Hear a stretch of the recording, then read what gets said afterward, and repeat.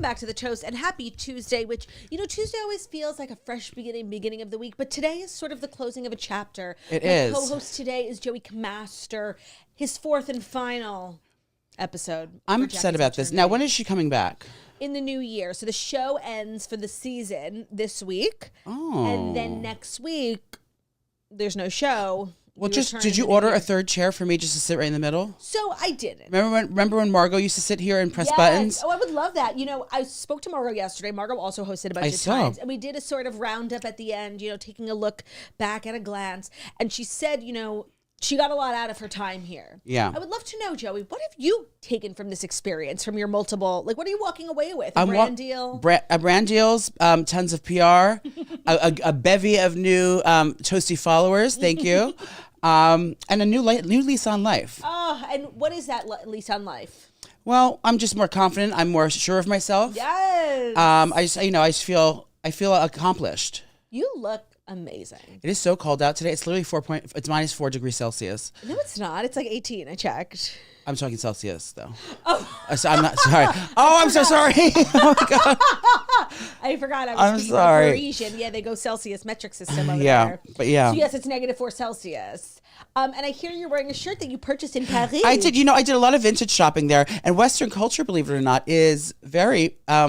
It's very big over there. So I got, some... This is probably when you say Western culture is very big over there, oh, you mean like... Not Midwest. the actual West, like Western, like American Western. Because you have horses on your shirt. Yeah. Oh my God, I'm cracking up. I thought you were talking about Western culture.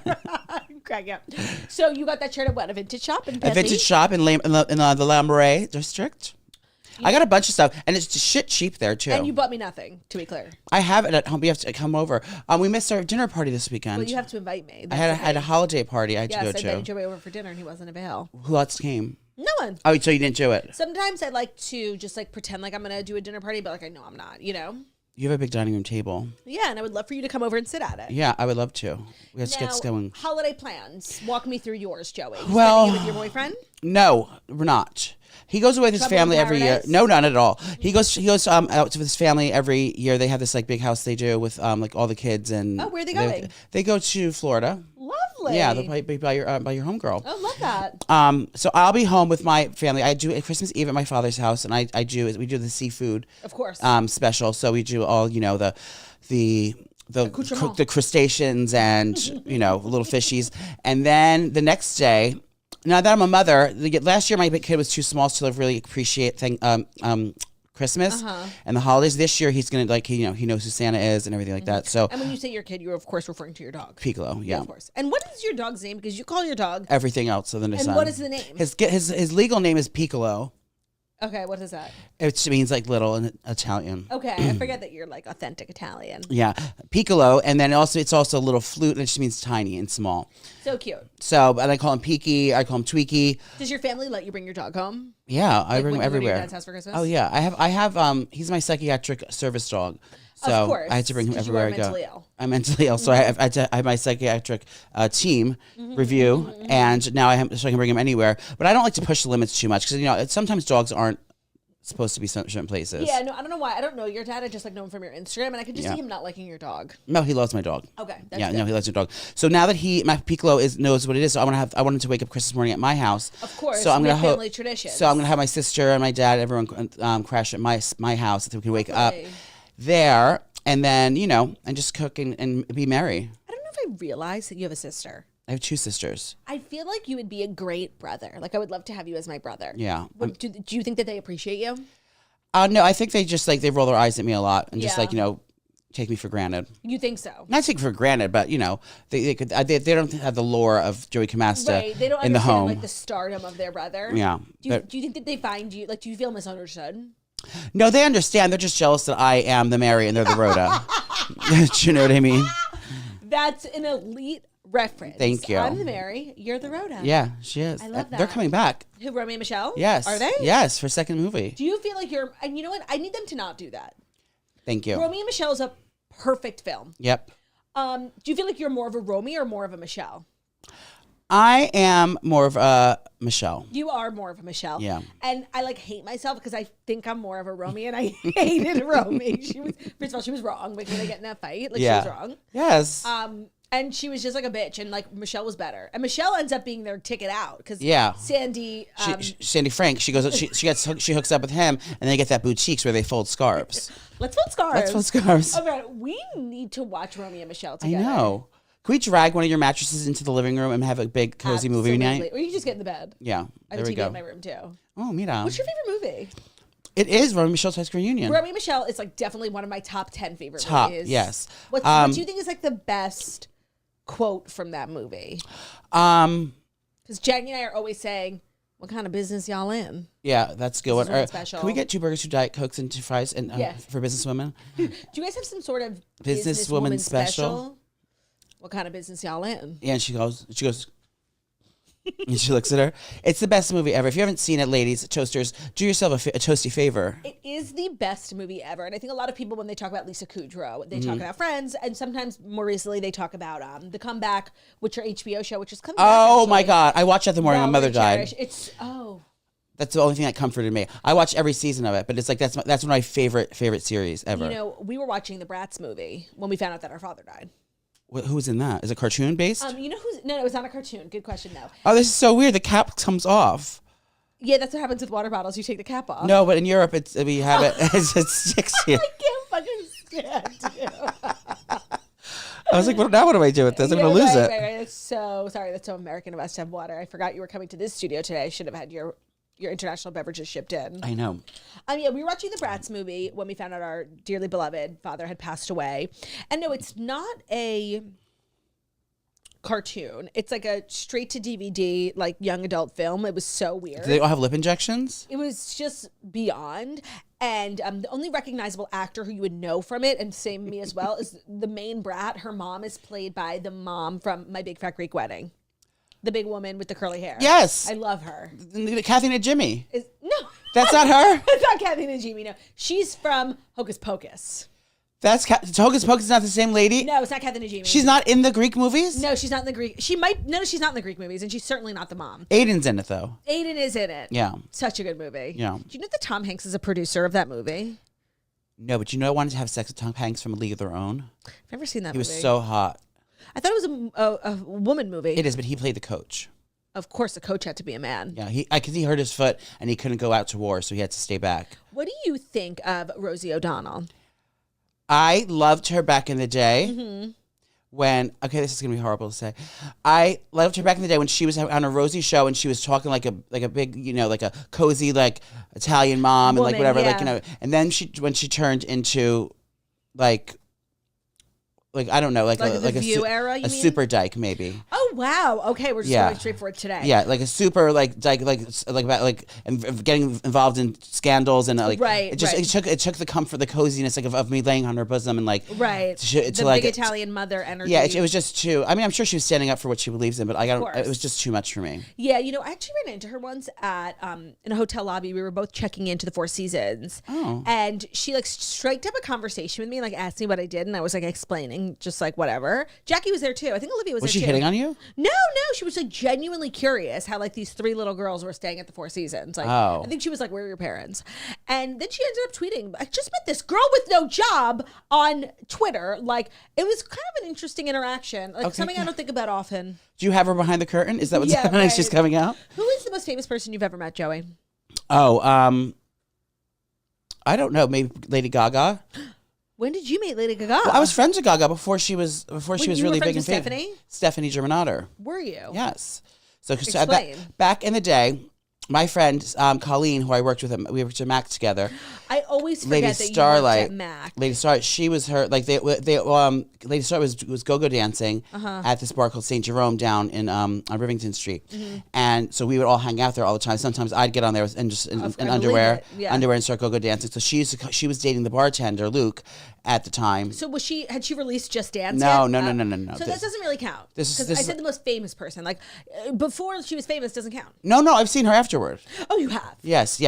Wow. Yeah, not socially, like in the same room, like at a concert. No, no, like at Like a cocktail party, like a event, like a media event type thing. Okay, media event. Yeah. Joey, do you have a good singing voice? I feel like you might. I could, yeah, in the right setting. Not as much as you. I don't have. Well, of course, no. Do you know that I have your song as well as my friend who's Judy J? Teresa, Melania. Okay, but you have my song. I have your song on your iPod on my favorite. So every time I'll be listening, I forget that they're on there, and then all of a sudden they'll just pop up, and it'll be such a good surprise. That was a bop. Bop. I gotta release more music in 2026. Yes. So you say you have a decent singing voice. I think so. I mean, I can hit. Let's hear it. Okay. Well, my one claim to fame is the "Show Me Love." If you want me, you got to show me love. Well, in the beginning part of it, she belts like this. The first lyric is a belt like ha, and I can hit that. Let's hear it. Move your microphone like a little bit back if it's gonna be loud. Yeah.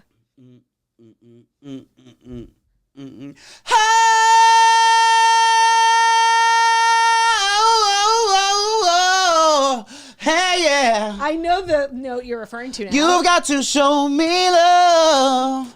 Yeah. Wait, do you think there's any music producers looking? Wait, promises. Yeah, you never know. Go. I've got more than my share. They can't see your head.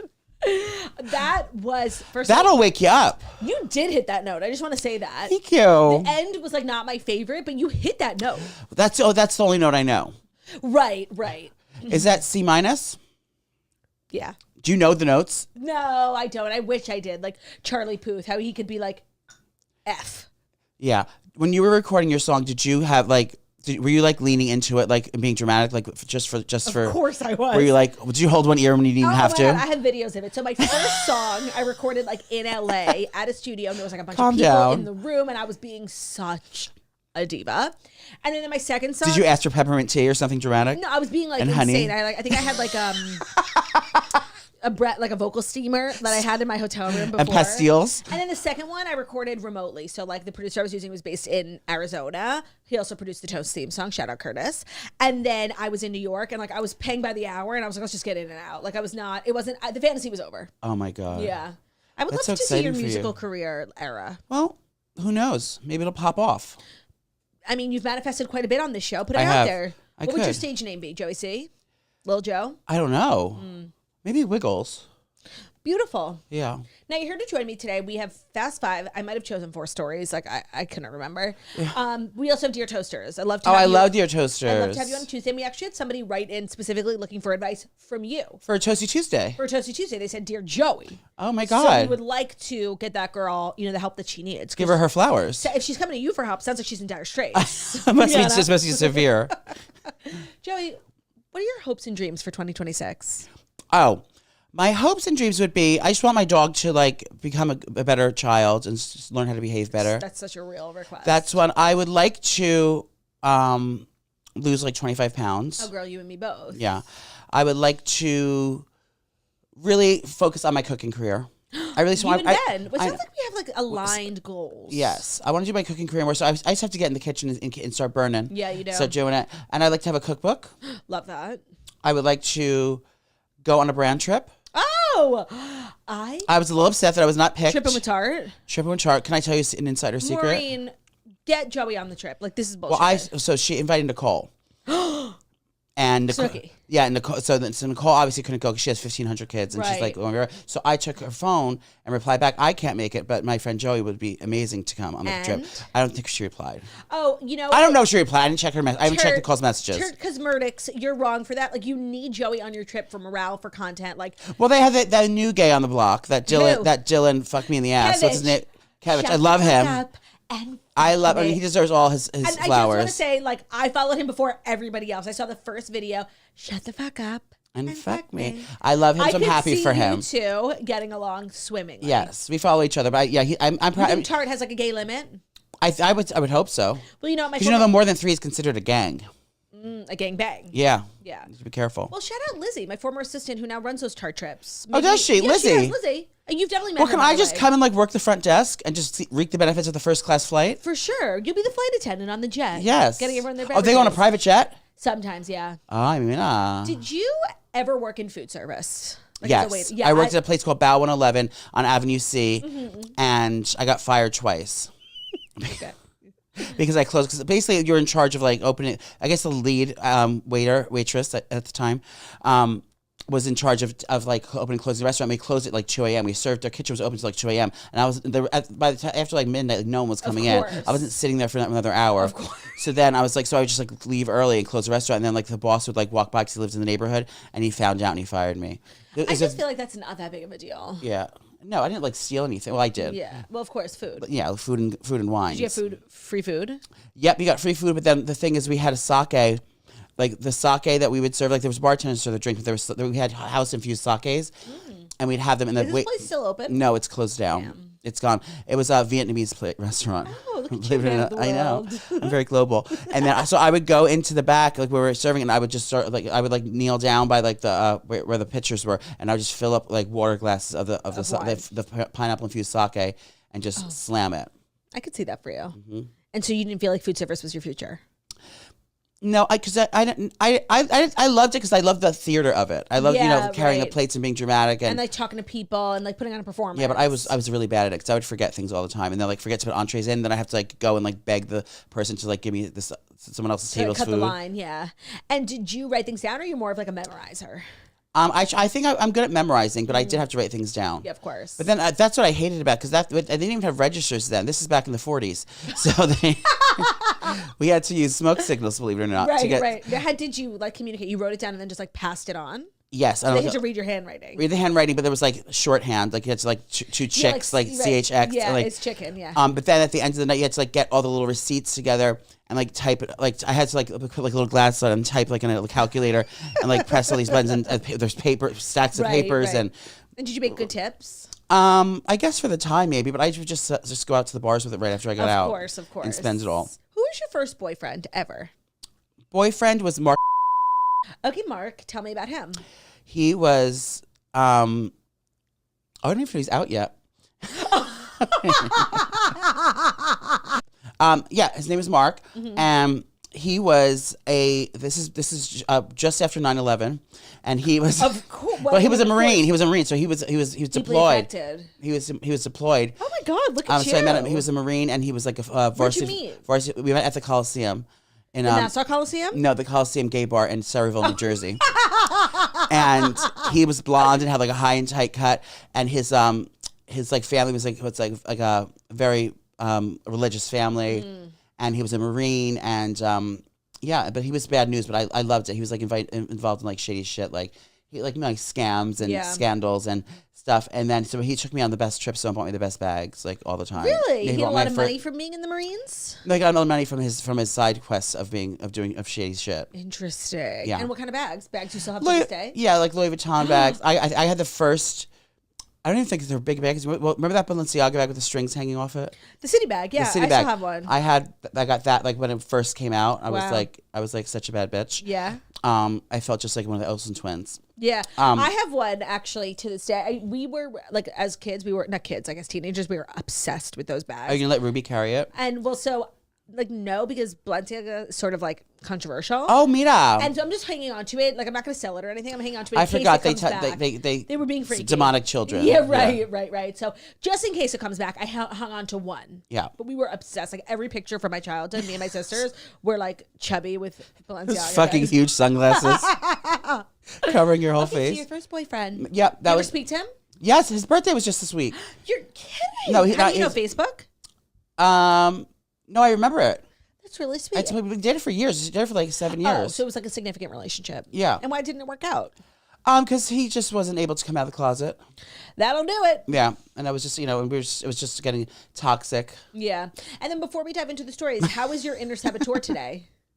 I did have a little bit of a breakdown this morning getting dressed. I had 5 different outfits on. We've all been there. I had red wine last night. Okay. I hosted a dinner party last night. Wait, first of all, like, host one more dinner party and not invite me? Like, and you're not going to be welcome back here, bitch. Okay, how many times do I have to have you on the fucking podcast before I get invited to dinner, first of all? Stop. Second of all, I can't believe I've been sitting with you for so long and not asked you about the major event you went to this weekend. I know. You went to a Jersey Shore wedding. We talked about you on the Toast a couple of days ago because we reported that Sammy's sweetheart got married. She did. And the craziest thing about you is, like, you're just a part of this group of friends that like you don't understand like my obsession. I know when you commented on Jersey Shore. I forget that they're famous. It's like not only are they famous, they are deeply especially embedded. Paulie. Like everyone freaks out about Paulie. Maybe you don't get it because you're not American, but like that's they're why deeply embedded in American culture. Like especially people my age, like, we die for them. How was the wedding? It was flawless. Okay, first of all, when she walked down the aisle, I thought I was seeing AI. She was when I say someone's flawless. Yeah. There was not a fucking hair out of place. Yep. Not a gloss lump on the side. Like she was like an AI image walking down the aisle, flawless. The wedding was beautiful. There was a scandal because this is the same place that Angelina's got married. That the wedding that didn't last. Right. And also the wedding that everyone quit the show because they made those bad speeches and stuff. Is it Jersey? It's in Jersey. It's called the Park Chateau. And the group in general, like when they get together, do they still party hard? Like drink? No. I mean, me and Nicole and Dina do. Of course, the meatballs. Vinny wasn't feeling well, so he was like, he was like, I don't think he was drinking. He was like sipping a tea and being dramatic. That is so dramatic. No, he was so dramatic about it. He was like sniffling. We're like, relax, bitch. Yeah, right. And Paulie and Nikki, I think everyone else had some drinks, but they're not partying like that. Jenny was slamming drinks. What is she like? She's so funny. She's like, she's just she's off the cuff. She's just very like always on and always something's always going on. I like literally live for this group, and the fact that you just like were at this wedding, I was watching your story. It's like it's so crazy. What do they make of you? They love me because you entered the group as like Nicole's friend, but now you're very much friends with everyone. Friends with everyone. I mean, we it's like brothers and sisters. We crack on each other. Like we all like they call me digital talent, like because I'm screaming. Because when we go to an event, one time we went to this big MTV event and there was a red carpet and there was 2 separate carpets and we were all walking together and they made me leave the line to go to the digital talent section. They'll never let me live this down, so they call me. So they say, "Joe, this is Joey. We have Joey from Digital Talent here." So like the whole team says it like that is it's still a joke to this day. Funny. I know. It's like, bye guys, I'll see you over on the other side. And I was like with fucking bloggers. I was like, hey guys. I'm literally laughing so hard. Like your life is seriously not real. I know. And I did want to share with you that I'm going to, what? Oh, sorry. I forgot to tell you. What? I just became, and I have to get you on if you're not already. My friend works at Netflix and he came over my house the other day and he put his login in. So I can see all the shows and previews coming out in the next like 2 months that aren't released yet. Just the previews, or you can watch the whole thing? No, you watch the whole thing. So there's Wait, that's amazing. I didn't know Netflix employees had that. They do, and so do journalists. So I can get you on the list. Okay, and so what's on there? Okay, so we watched. There's a new Knives Out that Billy and I watched. Oh. He likes that movie. It's 3 hours long. Very good. I fell asleep during the second one. But I mean, I have goosebumps. Look, I see. The 5th season of Emily in Paris is up, and I have to. First of all, I have to get myself situated. I have to get into. The Parisian mindset. Yeah, Parisian mindset. I have to, put the translations on, and I have to, just have a baguette next to me at all times before I dive in. But this season, she's in Rome. What do you make of Emily in Paris? As it's kind of the retelling of your story. I mean, it's a little, it's kind of, it's mocking my culture. I think a little bit, but I do like it because culture is not your costume. Because I like to see it, and I'll be like, oh my god. That's where I did this, and that's where we did that. Yeah, right. I get it. I think it's it's the modern fix for Sex and the City fiends that we needed. Like it's campy. It's it's the Darren Star of it all. And you're still loving Heated Rivalry. Oh, have you seen any of it? No. Episode 3. It wasn't about the main characters. Two new characters. The guy that makes smoothies and a hockey player. They had started a love affair. Very hot. I thought he's with the other hockey player. No, there's a third queer, a third gay. Do you identify as queer? No, I think that's for like. Not me. I agree. I think I need a septum piercing and to be. So how do you identify? A bad bitch. Love that. I identify. I mean, me sleeping with men is like the least interesting thing about me. I completely agree. Do you know what I mean? Yeah. It's like, and it's not that exciting. There's nothing really to. I wouldn't want to talk about to anyone anyway. Like I'm just praying for it to be over every time it happens. I feel that wholeheartedly. Yeah. So I don't consider anything. But you do identify as trans. I do. Okay. If I can get into a better school or get a bigger contract. You're also Native American. Yeah. In that anything sense. I need to get a bigger PR package. Of course. Well, Joey, we have a lot to do here today. We've kind of just a lot of work to get done without doing what needs to get done. So I wish I was wearing your outfit. Sorry. I'm really cozy. You look so cozy. Thank you so much. Joey, are you ready for the Fast 5 stories? Chanel. Yes, I am wearing Chanel ballet flats. Is that outfit Chanel? No, it's Revolve. Oh. Yeah, they don't make Chanel size triple XL. Revolve is fantastic too. Yes, it is. Joey, are you ready for the Fast 5 stories? I've never been more ready. Today's episode of The Toast is brought to you by Vivrel, a members-only club providing members access to borrow designer bags, jewelry, watches, and diamonds. Vivrel is different. Vivrel has no return dates, so members can swap items once per month or keep items for as long as they'd like. You can also buy the item if you fall in love with it, and you can buy it, of course, for less than anywhere else. So if you are like a designer bag girl, whether you're limited by space in your closet, whether you're limited by budget, whether you're limited by, the environment, this is a great way to have a million designer bags. Wear it. Borrow it from Vivrel. Wear it for as long as you want. A Van Cleef necklace. They also have jewelry. Give it back when you feel like it. Okay? Let me tell you about the membership. There are a bunch of different tiers. The most popular one is Classique. It is $139 a month. There's really no better time to sign up because recently they've added millions of dollars worth of inventory to their closet. Now, Vivrel is one of those things that sounds like a great idea. It's like, you can borrow handbags and, send. But then you're like, well, they probably have ugly stuff. Let me tell you, they have amazing bags. Hermes, Chanel, Van Cleef jewelry, the best brands, amazing bags. They have so much inventory. Like, you're always going to find something that's either really classic and chic and timeless or something brand new that's really trendy. Like, they really do a good job of keeping their closet fully stocked. And not to brag, but the Toast does have the highest offer currently. If you sign up with code TOAST50, you're going to get half off your first month of membership. So go to Vivrel.com, apply for a membership today using our code TOAST50. That'll get you half off 1 month of membership. The code will also allow you to skip the wait list. That's Vivrelle.com. Our code is TOAST50 for 50% off 1 month of membership. Today's episode of The Toast is also brought to you by Eero. Eero delivers Wi-Fi that just works. It's fast, it's reliable, it's secure, and it's powerful. Eero provides a strong, consistent connection for all of your devices in every corner of your home and even outside with the Eero Outdoor 7, which can extend your Wi-Fi to porches, patios, backyards, year-round no matter the weather. So it's so important to have good Wi-Fi in your house, not even if you're like an elite podcaster. If you have different TVs where you stream, you use Netflix, it's really important to have premium Wi-Fi. And a lot of, I'm just moved into an apartment that had a complete dead zone in my bedroom, exactly where my TV was. And the guy who installed my Wi-Fi was like, I can't even help you, get an Eero. That was the first time I ever heard of Eero. I now have 3 in my home. I have the best Wi-Fi. I can upload our show from my house. We kind of deliver high quality video and it takes a lot of different Wi-Fi and like high powered Wi-Fi, megabits or whatever it's called. Eero is amazing. You can set it up in minutes with the app. It integrates with your existing network. So it's just going to make your current Wi-Fi 10 times better. Also allows you to change the name of your Wi-Fi. I have a really cute name for my Wi-Fi, which I'm kind of obsessed with. They have a solution for all types of homes, even small businesses. So don't let friends have slow Wi-Fi. We've gotten a code to secure 20% off your Eero purchase when you head to Eero, EERO.com. Find the product that will work best for your home and use code TOAST20 for 20% off exclusively for Toast listeners, TOAST20. For 20% off your purchase at Eero.com. That's code TOAST20 at EERO.com for 20% off your purchase. One of my favorite sponsors that I can't believe nobody told me about before this year. Like, I haven't been living my life to the fullest. Today's episode is also brought to you by Quo, formerly known as Open Phone. So let's talk about something every business owner knows all too well: missed calls. Missing a business call is like watching money fly out the window and straight into your competitor's hands.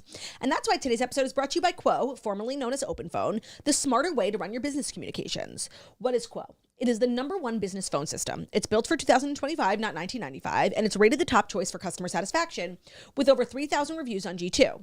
So forget juggling multiple phones using a landline. Quo works right from an app on your phone or your computer, and your whole team can share one number. You can collaborate on calls, texts, like a shared inbox almost. So you're giving faster responses and getting happier customers.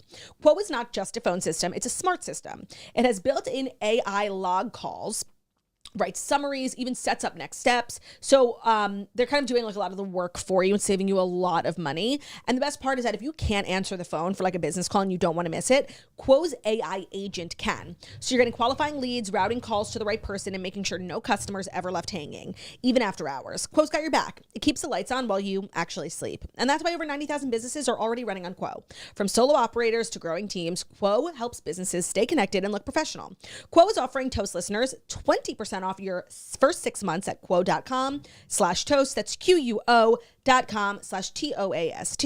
You can even keep your existing number for free. Quo. There's no missed calls, no missed customers. Thanks, Quo, for sponsoring today's episode. And thank you, Caraway, for sponsoring today's episode. It is so the season of Caraway, you guys. It is cozy season. We're making, cozy dishes, one-pot dishes. If you're gathering this season, whether you're alone or having people over, you absolutely need something from Caraway. Hosting season is also here. If you need new pots, new pans to either cook and host or to bring a nice gift to somebody's house, Caraway is such a great option.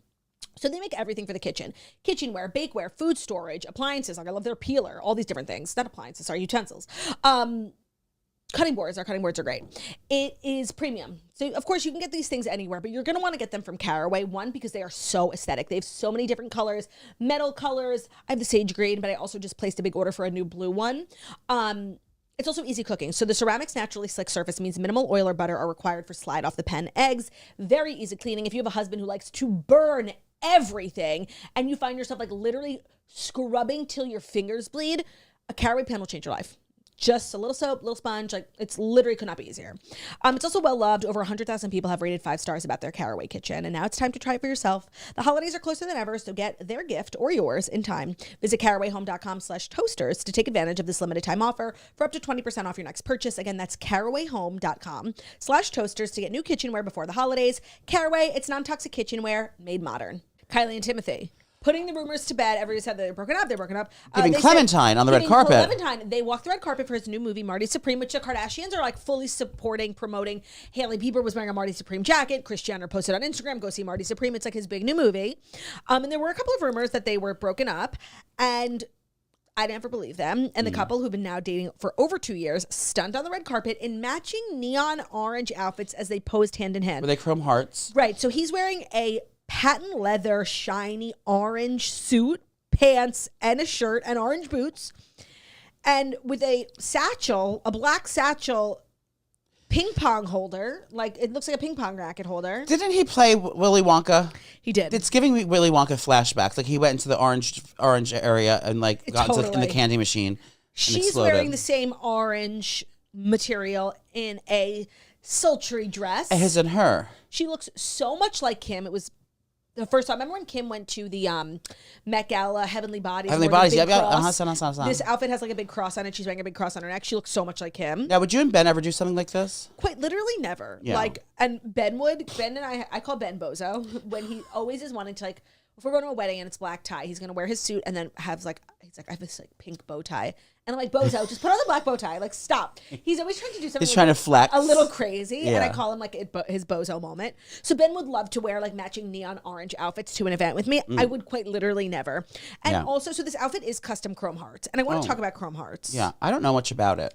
You and everybody else. Like, it's literally a brand, I feel like only Is it a religious brand? They have crosses on everything. I feel like it's a brand that only exists on Instagram and only celebrities and like really wealthy people buy it as like some sort of status symbol. Yeah. I don't know if they have stores. I think there's like a showroom in LA. I've never seen like a rack at Saks. Like I've never seen. What the hell is Chrome Hearts? Is it all couture? Is it? It's couture, yeah. I think it's just custom couture for everyone. And they sell like, I don't know what it is.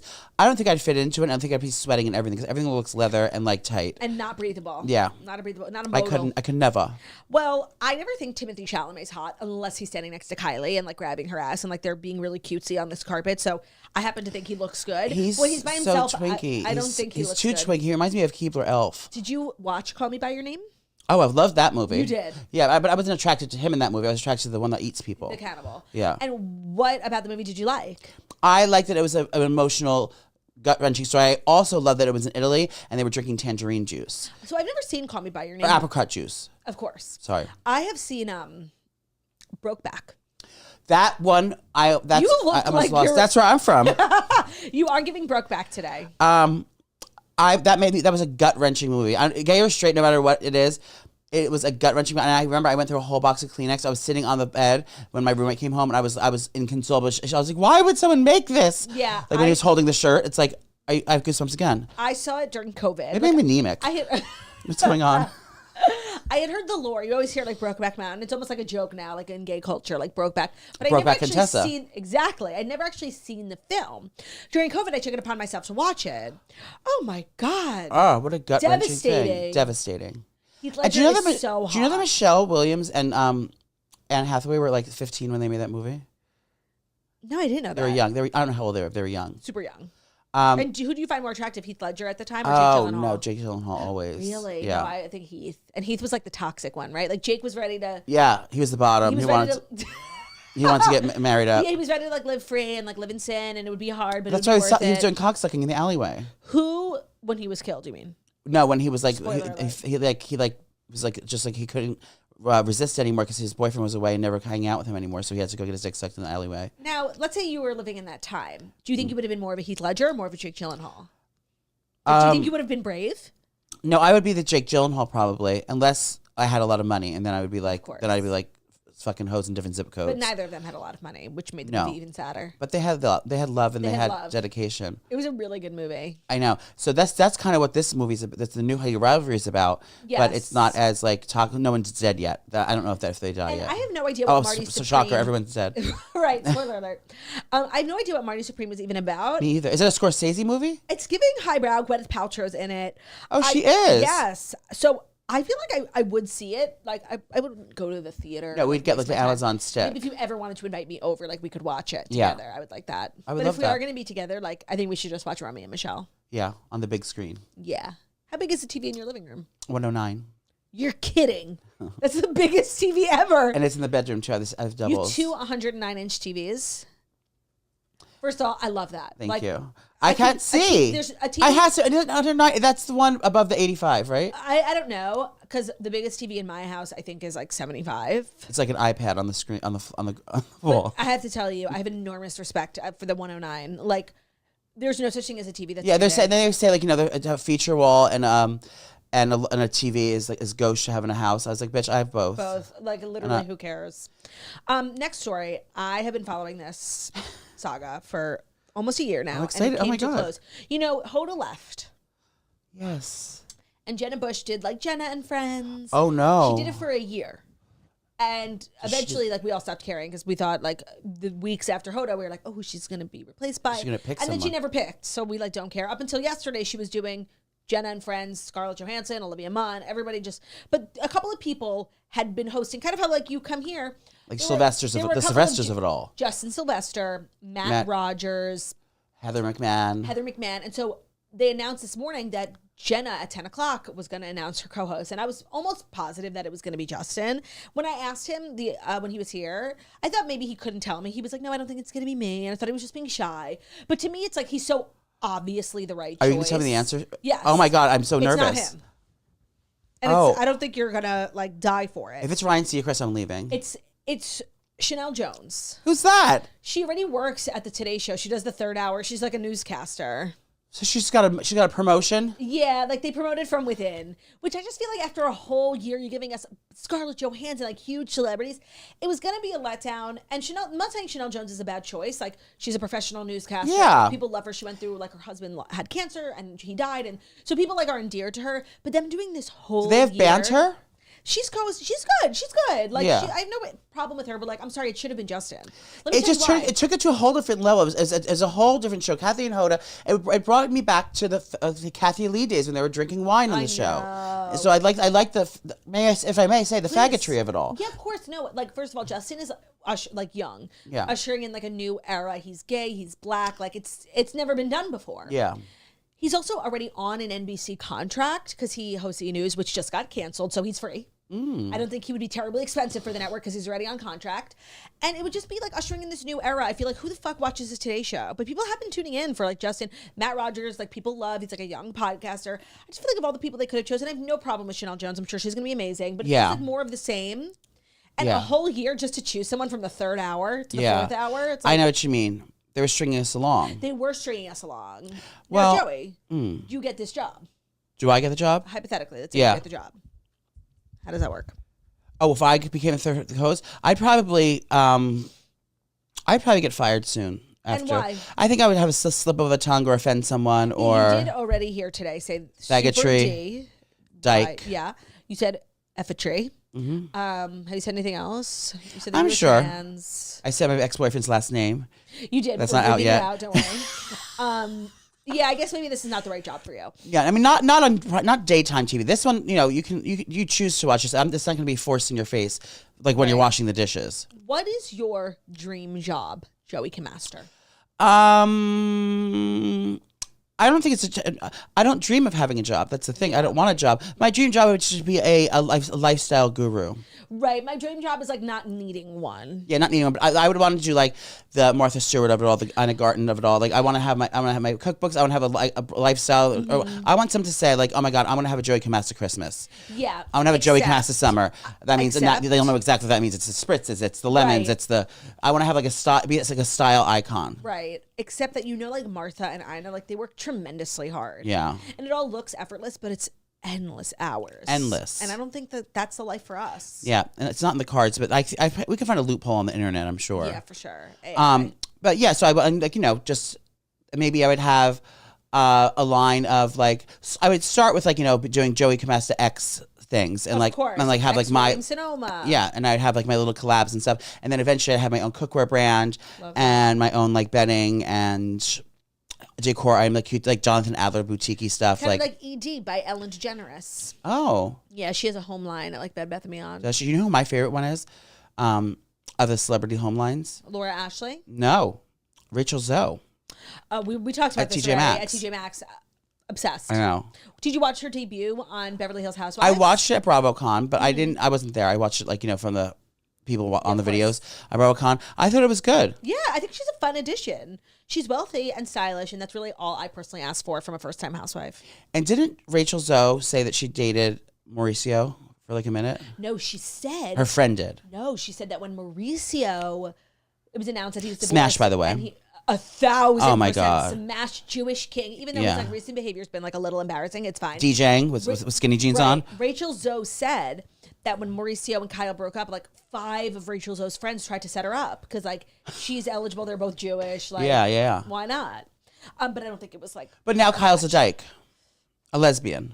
Allegedly. A bisexual lesbian. Well, remember she was doing those weird music videos with that other woman? Wow. Now, what do you think? Wow.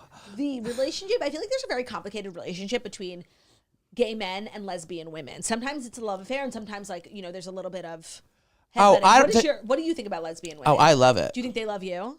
I think so because they need feminine energy around at all times. Exactly. I like it because of the obvious. If I need some drywall installed or some sheetrock, they're my girls.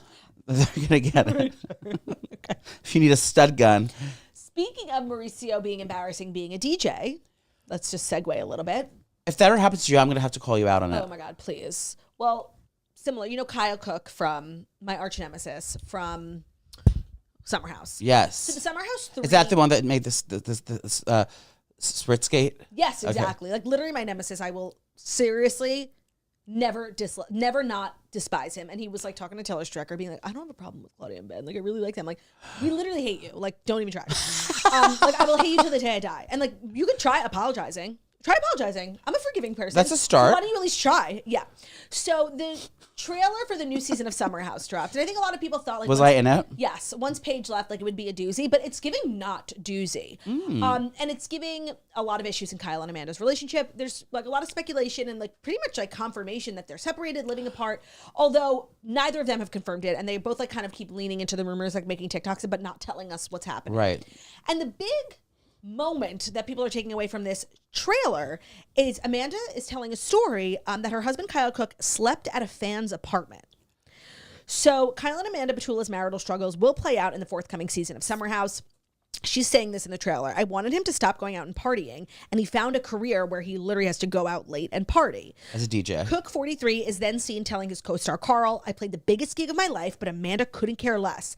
I don't know what matters to her anymore. And then in a later scene, Amanda is talking to Sierra and Lindsay, and she said Kyle fell asleep at some fan's apartment and came home at like 6:30 in the morning. Well, we all know what he was doing there. Of course. And now, I mean, was it a lady fan's apartment or a man fan's apartment? I don't think there are a lot of man fans of Summer House. Like, I'm going to say it's a woman. Yeah, and here's the thing.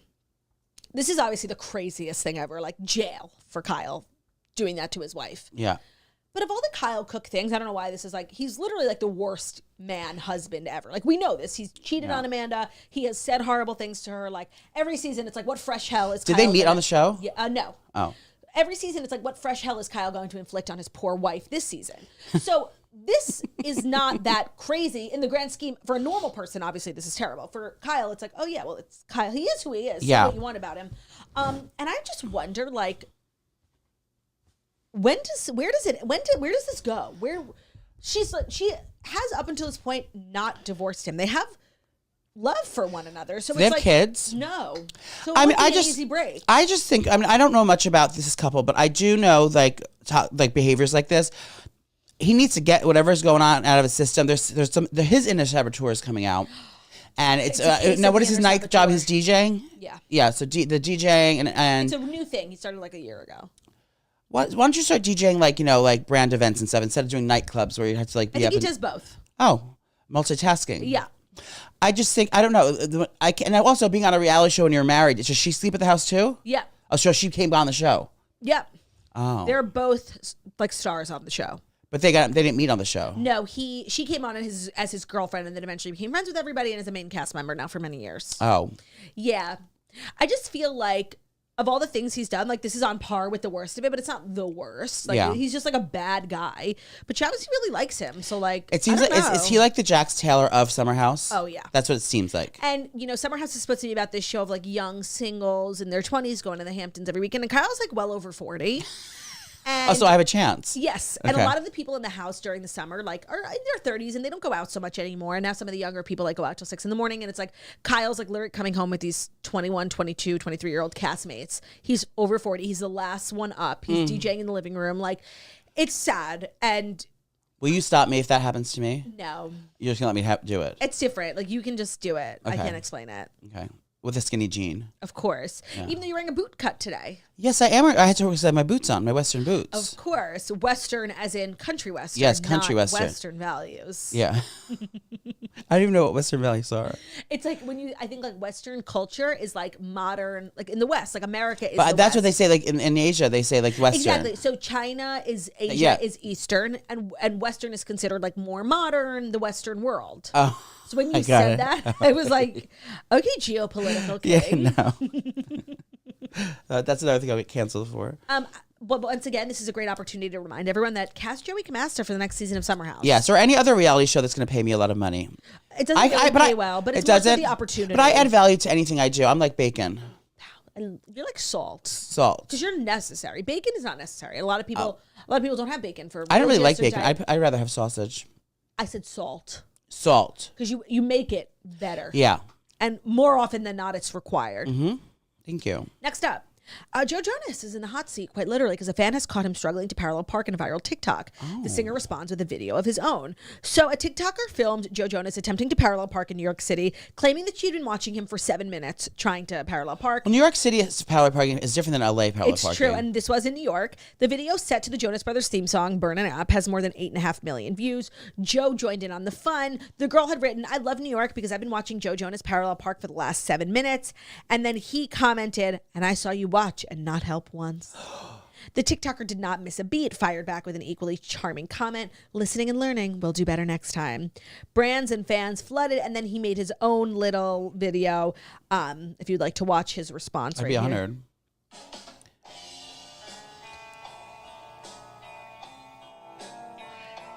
Joking that he's just finishing up parallel parking from yesterday. Now, no one really cares about this story, but I did want to use it as a springboard to talk to you about the Jonas Brothers. And which Jonas Brother do you think is most attractive?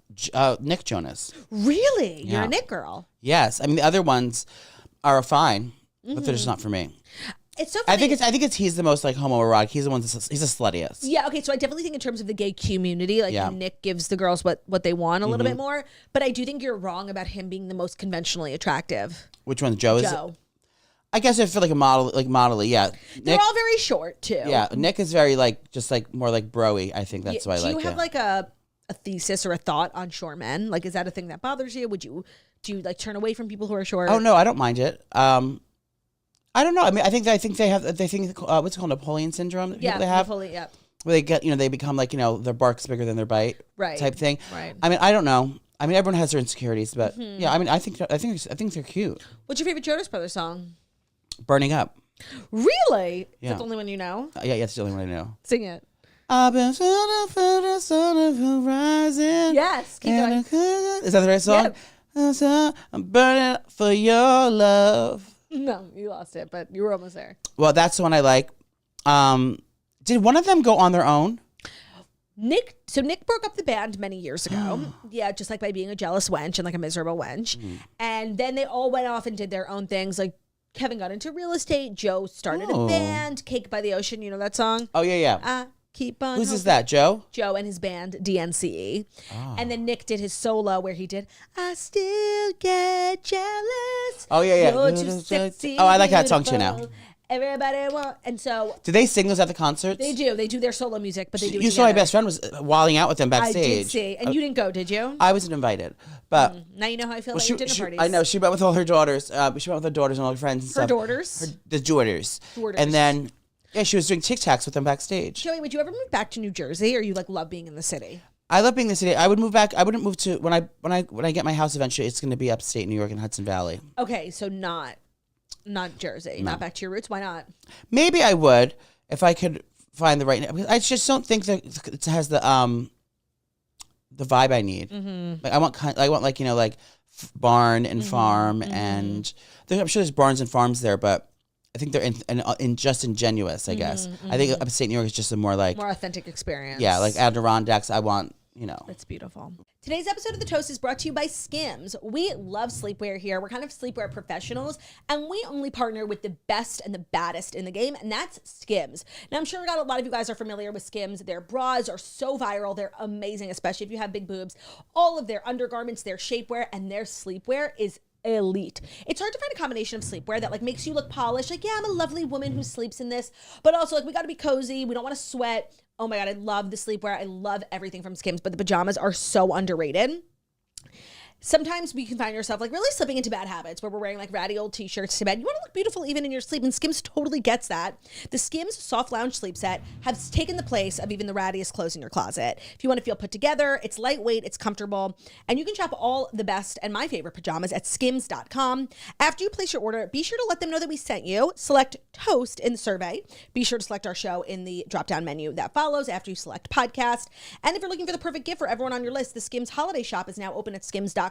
Skims has great gifts. Also, feel free to send a Skims link to the man in your life or the woman in your life and be like, hey, light suggestion, love something from Skims. They also have a new flagship store in New York. They're doing the most over at Skims. So whether it's the Fits Everybody collection, the sleepwear, which we love, so cute to get matching sleepwear for the holidays. It makes Christmas morning pics look so cute.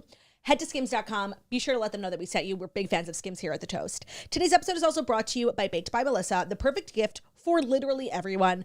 Okay, so you guys know Baked by Melissa from social media. You know the mini cupcakes that took the world by storm when they launched. It is the best holiday gift. I think a lot of times, during this year, we want to send cute baskets or different sweet treats, and a lot of them do not deliver well. The shipping is not fast. The packaging is not pargy. Baked by Melissa does it all. Their gift boxes are just pargelicious. We know there's nothing better than a little treat, and Baked by Melissa literally invented the little treat. The cupcakes themselves are made entirely by hand, so it's turning really any moment into a celebration. They offer beautiful gift boxes for any occasion. So whether you're doing birthdays, thank yous, congratulations, sending love, condolences. Right now, they have 3 unique holiday gift boxes that are perfect for holiday gifting. Whether it's a hostess gift, you want to send something to a loved one across the country, or just treating your team, your clients, your coworkers, you are going to be the favorite coworker if you bring Baked by Melissa cupcakes to the office. Baked by Melissa ships fast. It arrives in 1 to 2 days nationwide. You can choose the arrival date, guaranteeing that the treats arrive perfectly fresh and right on time. And there's something for everyone. They offer incredible gluten-free, vegan, and no nut options, making it safe and wonderful to treat everyone you love. I love their peanut butter and jelly cupcakes. They are the best thing on the planet. If I could order a whole tray of them, I would. I always send these to people, whether someone's going through a tough time. If I want to thank somebody, when somebody comes and co-hosts The Toast, sometimes I send flowers, sometimes I send Baked by Melissa cupcakes. They are so fast and so pargy. Right now, Baked by Melissa is offering our listeners 20% off your order at bakedbymelissa.com/toast. That's bakedbymelissa.com/toast for 20% off your order. Baked, BAKED, by Melissa.com/toast. That link will get you 20% off your order. Today's episode is also brought to you by Everyday Dose, a real savior for the body. It's not only an incredible coffee, it also has collagen, functional mushrooms that get rid of any negative side effects of coffee on your stomach. So coffee is like this sort of necessarily evil. I think a lot of people have very toxic relationships with coffee. It makes them jittery. It doesn't always keep them, their best.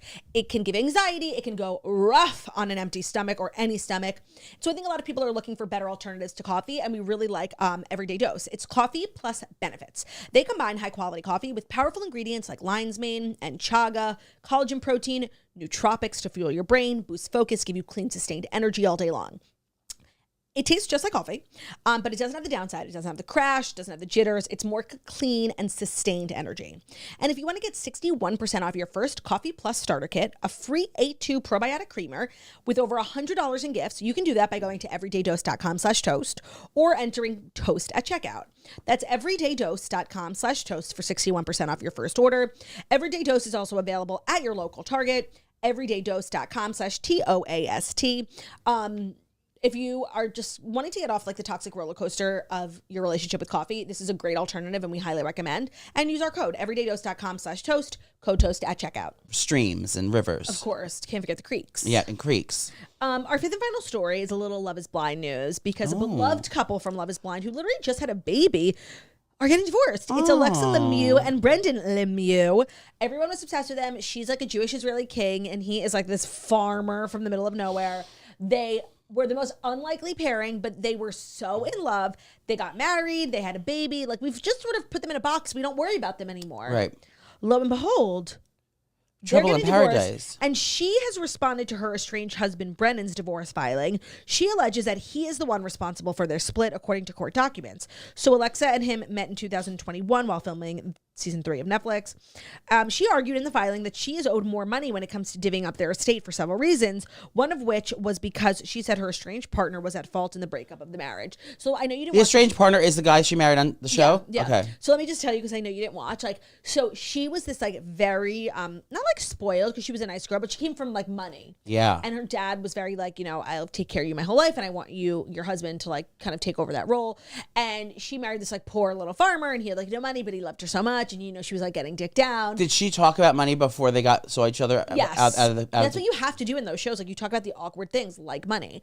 And she like didn't really work and she had a nice apartment that her parents paid for and he like literally lived with his parents on their farm and like it was just like so unlikely. I don't think he had ever met a Jewish person in his whole fucking life. Like, was he like insanely hot though? Yeah. Okay. Yeah.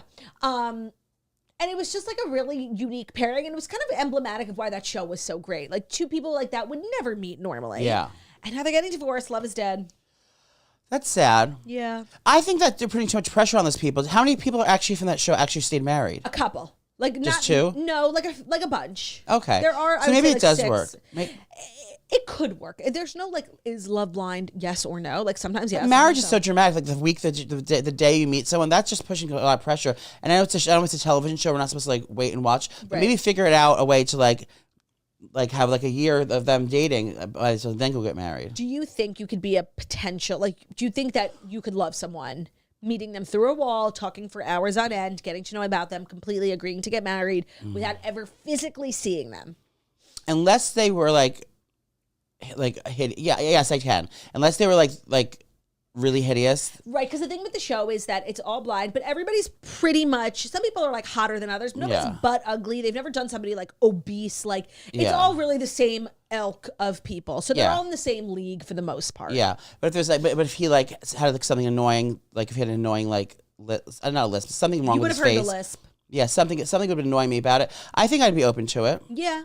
I like to think that I'm mature enough that like beauty is on the inside. Yeah, I don't think I lead with looks. I'm not like a troll, but it's like I think my personality is like where I shine. Yeah, I think you're very handsome, but I think if somebody falls in love with you, they're falling in love with your personality. Yeah. And what did you fall in love with on your boyfriend? Like his looks, his personality? Well, first looks, because we didn't speak the first night.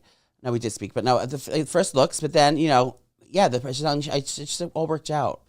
I love that for you. Are you ready to do Dear Toasters, our weekly advice segment? It's our final Dear Toasters of the year, Joey. Oh my God. When does the show end? This Friday. Oh, who's coming tomorrow? I can't tell. Okay. Is it Kathy's new replacement? Hoda's new replacement? Yeah, it's Chanel Jones. Yeah. We have Dear Toasters, our weekly advice segment where every Tuesday, Jackie and I, and this week, Joey and I, try to help out the swirlies in need. If you ever want to get advice from us, you can write us an email, deartoasters@gmail.com, or head over to our website, thetoastpodcast.com. /Joey. So, right. Scroll down a little bit. There's a submission box, totally anonymous. Don't worry. Okay, Joey, are you ready? I'll start with the one that was written in literally for you. Oh.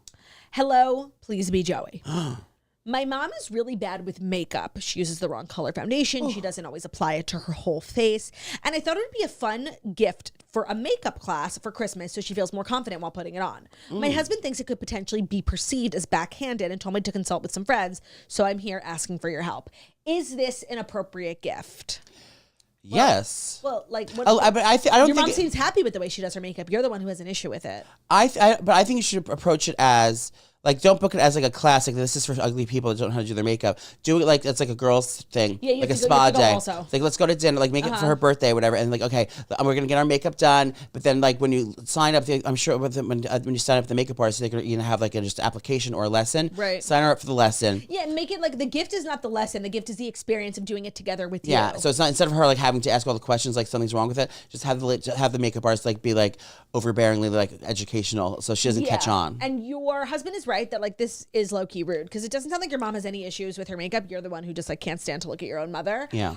So you do have to be sensitive, or you could just get over it. Like your mom's happy, and like why do you care? Yeah. I think you can. But it's also a good gift. It's a good gift, tactile way. I think you can make it as a girl's thing, as a treat, like thing, and just like you have to sneakily have her learn new things, or even that, or just like look through magazines and be like, oh my god, look how gorgeous this is. You should try this eyeshadow. One of like your many talents that people don't even talk about because we're just like so focused on your cooking and your comedy and your podcasting is you're a glam queen. Yes, like makeup is that how artist. you met Snooki? Yeah, I was doing her makeup. Yeah, and you were a MAC makeup artist for many years. Yes, many moons. So for any of the girlies listening who maybe don't have a good grasp on makeup and want to get into it, like what are your top 3 tips, top 3 products to like get started with? I would just make sure your skin is like as pretty and glowing as it could be. So like, just make sure that you're not wearing too heavy. Make sure the color, get your foundation right, get the base done. Go to the store and get a match. Yeah, and spend your money on that because that's what's going to be important. And then just, less is more, honestly. You think? Yes. What do you think of my makeup today? I think it's radiant and glowing. Can you be honest? Like give me a critique. Like what could I do better?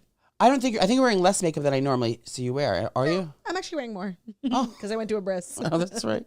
I think your such really good skin. No notes? Come on, just give me something. I would maybe add a little definition on the eyes, maybe a little bit of eyeliner. Yeah, Turdy used to love a liner. I do a liner when I go out, Yeah, but my daytime for stage. For stage, yes, my daytime toast makeup has just mascara and like a little bronzer in my crease.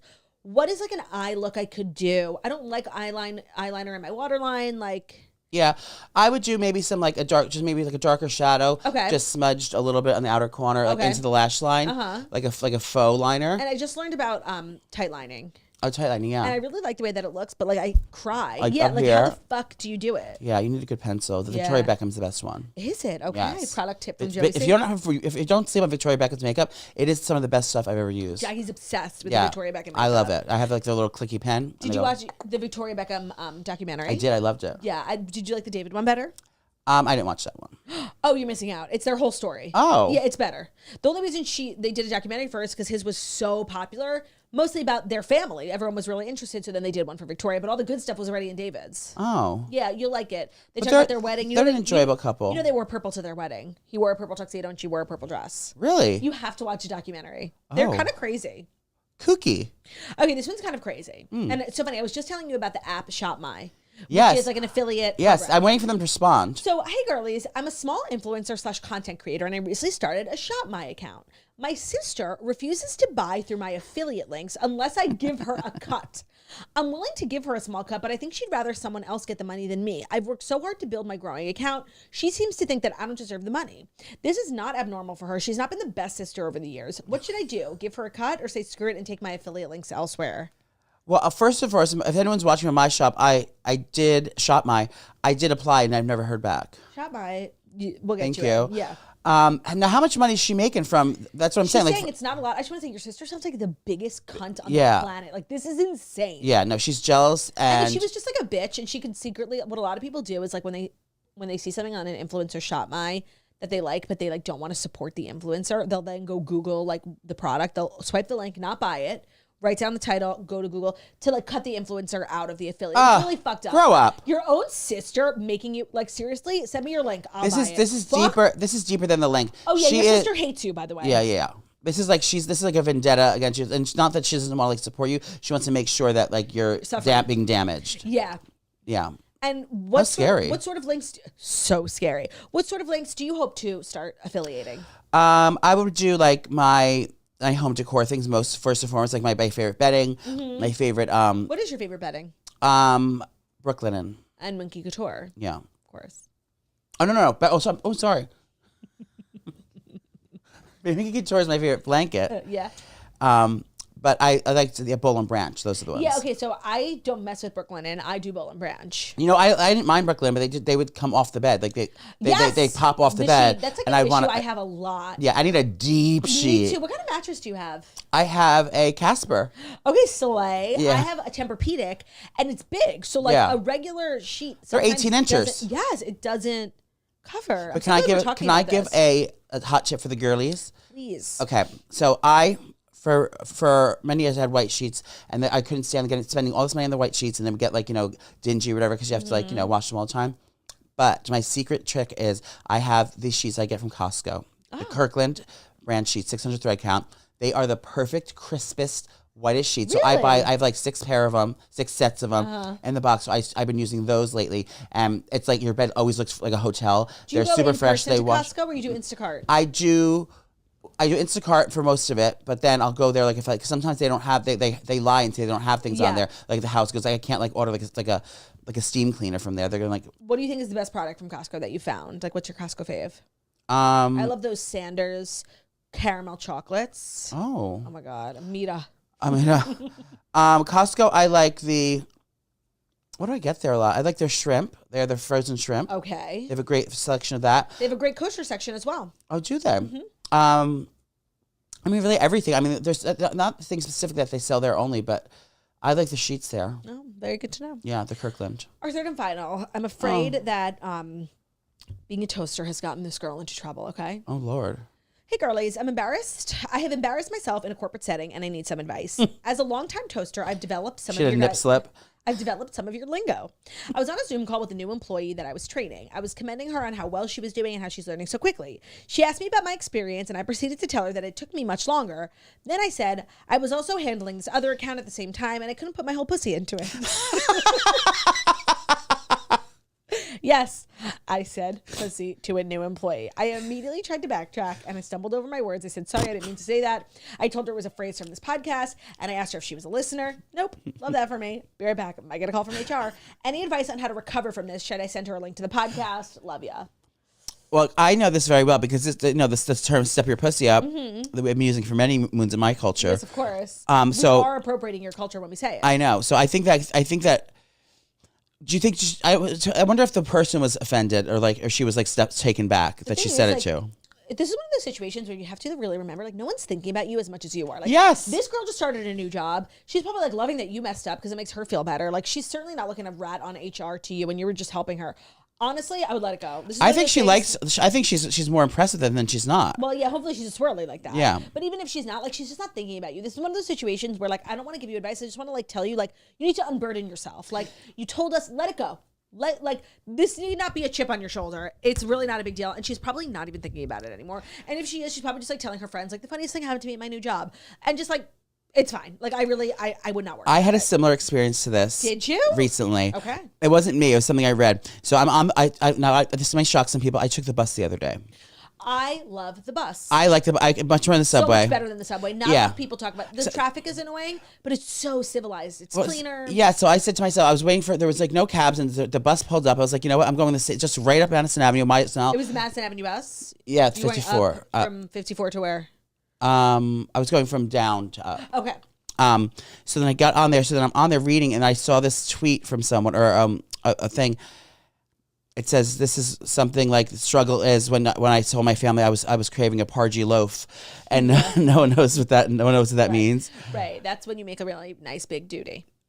Oh, is that what it is? Yeah. I thought it was one of her sourdough. Yeah, so that's how it started, and she would always like post pictures of her loaf and being like, "What a pargy loaf."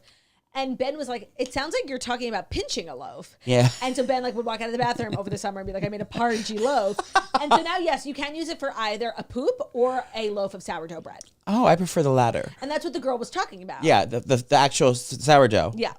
Oh, I was so funny. So I was cackling on the bus. On the bus. Yeah. I love the bus. Yeah, me too. True New Yorkers take the bus. Yeah, and I love that you can just scan your little phone there. And I remember when you had to go in the basement to get the cards. Yeah, of course, to the subway. The If subway. you were taking the bus, you had to go down. Yeah. Wait, also, did you see Andy Cohen was like hired by the MTA? Yes. To make some content, and honestly, it was a good partnership because it was the first time learning that New York City is getting rid of the Metro card. And there's a new card called the City Card. What's it called? And it's like black and it's sleek and it just taps, so it's no more swiping, it's tapping. Fuck this. I just want to say, like, seriously, fuck this. The Metro card is so iconic. When you watch Sex and the City, it's the same yellow Metro card. Like, yes. It's kind of like a part of New York culture. Yeah, and we don't need maybe it. It's not the most efficient way. Please, the subway's 1,000 years old. It's the dirtiest, worst. No one's not getting places because of the Metro card. Okay? Yeah, ours are paper in Paris. Are they really? Yeah. But they have like a metal ring inside Did of you them. take public transpo in Paris? I was forced to, yeah. The tube? I liked it though. What'd you take? The train or the bus or like The train. I Did mean, they have a trolley? no, we didn't do a trolley. We did the train and then Underground? the underground, and Ubers and stuff. Of course. Yeah. But public transportation compared to New York City. It's very similar. Yeah. Yeah, easy to get around. Okay. Yeah, that's why I chose. That's why I chose That's as my very homeland. impressive. Yeah. Wait, I don't want to leave. I know. So the stories are done. Dear Toasters are done. The pre-Fast 5 banner is done. Now, before I let you go, Joey, for the final time, any last words? Well, this has been lovely. I hope I can come back as a correspondent. You know what? I would love that. I Yeah. really would. We don't do much of that, but I'll speak to Jackie about finding a place for you here. Or maybe if So you we'll need get you a desk. maybe if you need like me to go out on the street and find Man something on- out or man on the street. investigate something or go something. We're sending Joey out. He's on the front lines to go find out what's going on at this new pop up or whatever it love is. that. I think I can do that as So you well. want to go to a pop-up is what you're saying. I just need a job. Okay. Okay. You know what? We're going to get you a paying gig. Okay, good. You guys, give it up for Joey Camasta. And that's a wrap on Joey Camasta. That's a series wrap on Joey. Series wrap on Joey. Guys, thank you so much for listening to the Toast and Monday Morning Show, where we tell the fast 5 stories you need to know every Monday through Friday on YouTube. So you're watching us on YouTube. Please don't forget to subscribe and give us a thumbs up. We're also available as a podcast anywhere podcasts can be found. So Spotify, iTunes, Stitcher, Public Radio, Castbox, all the places. Wherever you listen to podcasts, find us at Toast, leave a 5-star review about a beautiful, stunning, and amazingly talented we are. Make sure to follow at Joey Camasta on Instagram, Clock on it. TikTok. Clock it. Clock it. And would you sing us out with your note? So baby, like,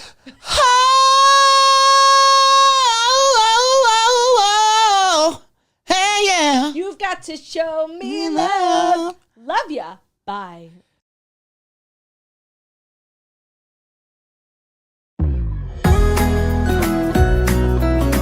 Good morning, girlies, it's the Toast. It's Jackson, Claude, and we're your hosts. It's your favorite show, the fast 5 things you need to know. We'll start your day off swirly, it's the Toast. They sound amazing. Welcome back to The Toast and happy Wednesday. I'm so excited to be sat on because my guest today is the one and only lady sitter back for a second time. Hello, Justin. By the way, twice in 1 month. Yes, twice in one maternity leave. It's crazy. Yes, welcome back. You're in New York, project, business, meeting. How are you? A bitch is tired. I bet just tired. You hosted the Today Show yesterday. Yes. Did you? I did a little thing with Scarlett Johansson and Jenna. Oh, okay. And it was I saw so your much Instagram fun. post with you and ScarJo. It was so much fun. Tell me what Scarlett Johansson's like in person. Chill. Yeah? Also smells really nice. That's my Jewish queen right there. Yeah. I love her. You know, by the way, there's something about somebody who just knows she has it. Oh, so true. You know what I mean? 100%. Like that woman has never had a confidence issue in her life, and you can tell. You know what I mean? Like never a bad day. Went out with a pimple, still got a man. You know what I mean? Like just She had a good man too. That's a good man, Savannah. That's a good man, Savannah. Oh, Welcome back to New York. thank you so much. What are you sipping on? A protein shake? I gotta get a protein shake because let me tell you something. You're withering away. Peacock is working my ass off. You have lots of projects. Tell me about your projects, Justin. Of course, just waiting for NBC to give you your job at the Today Show, of course. At this point, I don't know if it's gonna happen, but the NFL might give me a job after this Literally. weekend. Okay, running back. What I are you know, doing right? this weekend? So I'm doing Reality Hot Seat. Basically, it's me, Heather Gay, Mm-hmm. Kate Chastain, and Boston Rob from Traders and Survivor. We're going to be sitting down. We're going to be simulcasting a full football game. That's so funny. The Chiefs versus the Texans. Mm-hmm. We were talking about the football game, but we're also going to be talking about the drama off the field. Of course, one of my favorite things is like the connections between professional athletes and celebrities. Like I always choose my team. For a while, I was a big Atlanta Falcons fan because Corey Bierman. Like I love the connection between housewives and just celebrities in general with sports. Yes. And I love that people are starting to see reality TV like sports. We're always saying like, they need to do like a bar night for The Bachelor. Like, and I think with Love Island over the summer, a lot of bars started to host like how you would host the Super Bowl. Yes. You host Love Island. Because like, what's the equivalent of sports for women? It's really like reality TV. Oh, and for men. By the way, Oh, sorry. Yes. they get into it too. Yes, 100%. Like the straights get into Ben's it always too. like, oh, we have to watch this. Meanwhile, he's like in the back Loving being it. like, I cannot believe Lisa Rinna said that. Oh, no. My favorite thing to do is, because I date a straight man. Every time I'm like, oh, let's watch Real Housewives. He's like, ugh. But we share an account. Mm-hmm. So I like to go at my account and see what he watches. Right. And he will always go to the episode ahead. And he's like, oh, yeah, I just want to catch up with you. I'm like, no. But you're absolutely correct. Housewives is literally like football. The NFL, 1,000%. There's drama. Mm-hmm. There's egos. Mm-hmm. There's a lot of story. Mm-hmm. There's a lot of things going on behind the scenes. Mm-hmm. And we are all going to dive into that. So a simulcast is like when we're simultaneously watching you Yes. and the football game. Think of me as like Like your a Brian reporter. Gumbo. Right, you're right. Brian Tony Gumbo. Romo. Yeah. I'm going to be Tony Romo. You're so Tony Romo. I'm so Tony Romo. I love that. It's so funny because I went into this whole thing. The process was pretty fun. You know, in my line of work, there's a chemistry test. Mm-hmm. And I get into the chemistry test. There's some women. There's a What's a straight chemistry? man. Like, what happens in a chemistry Chemistry test? test, they want to see who you are, if So you you just, like, vibe. talk? Yeah, you just, Okay. you talk, you see if you vibe. You film like a fake episode, basically? Basically. Okay. And I got into my chemistry test, and there was a straight guy in it, and questions about football would come up, and I would surprise myself because With I how much knew you knew. how much I knew and how much I could explain. You know what I mean? Love. So I was like, "Holy shit! Like, am I a straight bro now? Literally. Am I a football gay now? Yes. I'm a football gay. You are. Now, let me ask you a question because you've got Heather Gay. Mm-hmm. You've got a ton of reality. Do you ever run into this issue where like so much of your job, especially when you were doing Daily Pop, so much of your job is like talking shit, right? Yeah. And sometimes it's not always like overwhelmingly positive. And then you like run into that person or you like, you see, like, do you ever have weirdness like that? I'm going to tell you the greatest fucking story. Yes. I'm probably going to get shot. Let's do it. I'll protect you. I was at Malika Hawk's 40th birthday. Okay. Malika of Chloe and Malika. Of Chloe and Malika. I ended up running into Tristan Thompson at said party. Yeah. Of course, all the shit, the back and forth. Course, we knew what was going Jordan on. Woods, It was yeah. all crazy. Of course. And on Daily Pop at the time, that was like the hottest topic. Yeah. He was the hottest topic. It was the biggest thing in the world at the time. It was the biggest thing in the world. Yeah. And my whole take, obviously Morgan Stewart had her take, and it was always like, fuck that guy, fuck that guy. Like, how could he, blah, blah, blah. Yeah. And my whole take was, this is pretty terrible. Yeah. But I also don't know what I would do or what my mindset would be if I was 20 years old and somebody handed me $15 million and all the power in the world. I think it's a mind fuck. 1,000%. And I hope that one day he grows up. But right now, he is just not in that place. And we are seeing it unroll. He also doesn't have a dad. Like, Right. like his mom was a single mom. You took a very human approach to it. It's like a very human approach to it because I just didn't want the show to sound, all of us so negative. Yeah. And also like, I don't want us to all sound the same, but I also Right. fell for him a little bit. Right. I also dated a professional athlete. We'll get to that. Slay. Somebody in the NFL. We'll get to that. Slay. So that was always my approach. And I kept it the same way because I believed it. Mm-hmm. Run into him at the party. Okay. Black guys do this. Right. It's like, when you see two rams in the wild, we just naturally do that in a room sometimes when we don't like somebody. Uh-huh. So I was like, hey, what's happening, man? Like, he's like, bro, I see you on my show. I see you on that show. And I'm like, oh my God. And he's like 6'5". Uh-huh. So I'm like, I'm getting a little nervous. Right, My right. butt getting, Right. your butt gets Butt a little tight. clenching, Yeah, yeah. I'm like, blood clench. I'm like, yeah, well, you want to talk about it? Like, we Right. can talk it out. Mm-hmm. And he was like, my mom always said that she liked you, like she loves your takes on that show, you know? And I was like, I was mad at first, but then she made me realize that your takes, blah, blah, blah. And he and I start to have this 1 hour conversation about everything that had happened and about our, like, just how we grew up the same, how parallel our lives were, and how he was just genuinely like kind of touched that somebody understood and somebody was taking the other side. Right, because nobody was at the time. Nobody was taking the other side. That's lovely. And I still stand by that. Well, I was asking like for more the negative side because like I feel like when people do what we do, what happened to Morgan Stewart with Justin Bieber? Do you remember that? When he tweeted the clip about her like making fun of him? Yeah. And like came for her. That is, I think, every podcaster, commentator's worst nightmare. Fucking nightmare.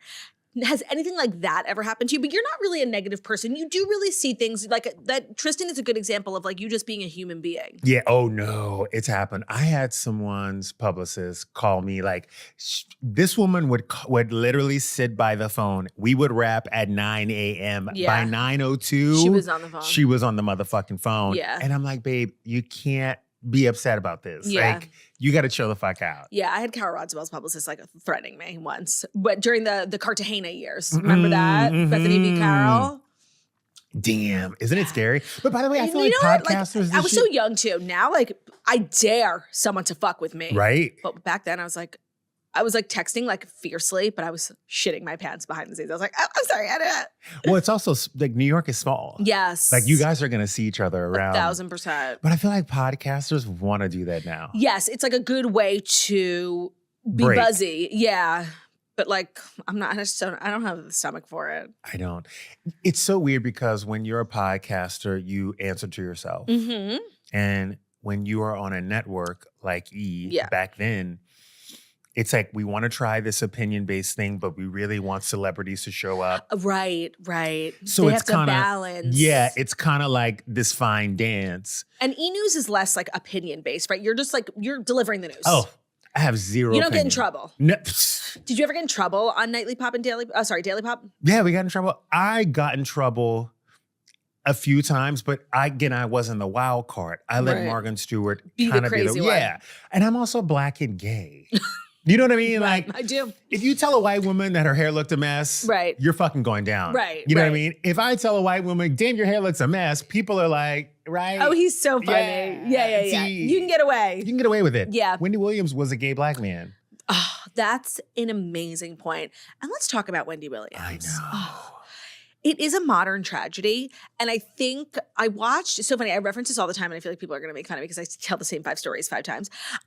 She did a partnership with Lifetime where they did one of their like turnt recreations biopics. Yeah. And it was one of the worst movies, but it was incredible. And I feel like I actually learned everything I know about Wendy Williams, like in her mega career, like in radio up until she doesn't get in her flowers for kind of the woman that she was. I feel like when we talk about like women in daytime, we talk about, of course, like Ellen, and Wendy kind of gets like lost in the sauce, but she's really that bitch. She is that bitch. Also, Wendy was the first person to survive Diddy.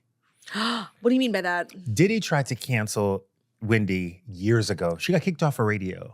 Oh my God. Because, what was she saying about him? Oh, like, everything. The truth. She was saying everything. Yeah, she knew everything. Yeah, right. She knew every fucking thing. Okay? And she said it. She didn't give a fuck. Yeah. And what Wendy did crossing over from radio to daytime was legendary. Yeah. I have never in my life seen, if you have never seen a Wendy Williams show, just Google Wendy Williams Hot Topics. We're talking about a woman. It's true. Sitting on a chair, captivating an audience for 10 minutes straight just by telling stories. But she also like really told the truth. And I think that's like so valuable in the sense that like, and I think we saw it a lot with like Fashion Police and Joan. Like Joan used to say, you're making $25 million a movie, I'm allowed to make fun of your dress. And we very much live in like sensitive times. Yeah. And Wendy was saying stuff, and now you would go back and watch, you almost clutch your pearls when she says some of the things that she says, because in this day and age, it would never fly. Oh no. And she really was, like you said, you have to balance being at a network, and she had interviews, she had people come on, like you want to balance being a safe place for celebrities while also talking to your audience and making people engage and like your show. And sometimes that means like saying the uncomfortable truth. And she really balanced it very well. Well, she was the Black Howard Stern. Oh, I love that comparison. Yeah. So before Howard Stern got on The Voice or America's Got Talent, before we ruined Howard Stern. Yeah. Basically. Yeah. Before we gave Howard Stern a publicist. Yeah, right. He cleaned up his act real quick. He cleaned up his act real quick for that cash. Yeah. And I'm not mad. I'm not mad at it. I respect the hustle. However, Howard Stern had carved out this really niche role for himself where America kind of let him get away with a lot of stuff. I mean, when you go back and watch some of those clips, Bitch, you guys. I can't believe Howard Stern's Stern alive. in the early 2000s, it is in like. the 90s. It is the worst, most misogynistic, like it's fucking disgusting. Bitch, Howard Stern would have women come to his studio, put a speaker on the floor, have them straddle it, and have them sit on it for an hour. Like, that is some crazy shit. It's so true. And it's so wild how he's turned it around. Like, he is kind of a go-to now. You know, you do Jimmy Fallon, you do Stern, and it's really thoughtful. One of my favorite celebrity memoirs is Howard Stern's, where he, like, transcribes a lot of his old interviews and then, like, gives his takes in between. It is a great book, but it's shocking that that's the same person. It's wild. Yeah. You know, but she would have, I swear to you, if Wendy Williams had not had the people around her that she had, I think she would have stayed on TV and she wouldn't have flinched. No, I think so too. She'd be the same bitch that she was day one. It is the saddest thing, like how her story ended. Did you watch that Lifetime special? I watched the dramatized version of her life. You didn't watch the she had a reality show. Oh, yes, of course. The documentary. While she was having Graves' disease. Yes. Yes, of course, of course. I mean, one of the saddest things I've ever seen in my life. I know. And it doesn't get talked about enough, like the tragedy of Wendy Williams' last couple of years on air. I know. And you know she was dealing with so much shit in her personal life. I mean, that husband had a woman around the corner. Fucking husband. It's always the husband. It's always the fucking husband. Now, today's a special day because, of course, you're in studio with me, but it's also Spotify Rap Day, which I feel like is a big day for everyone, but especially at the Toast.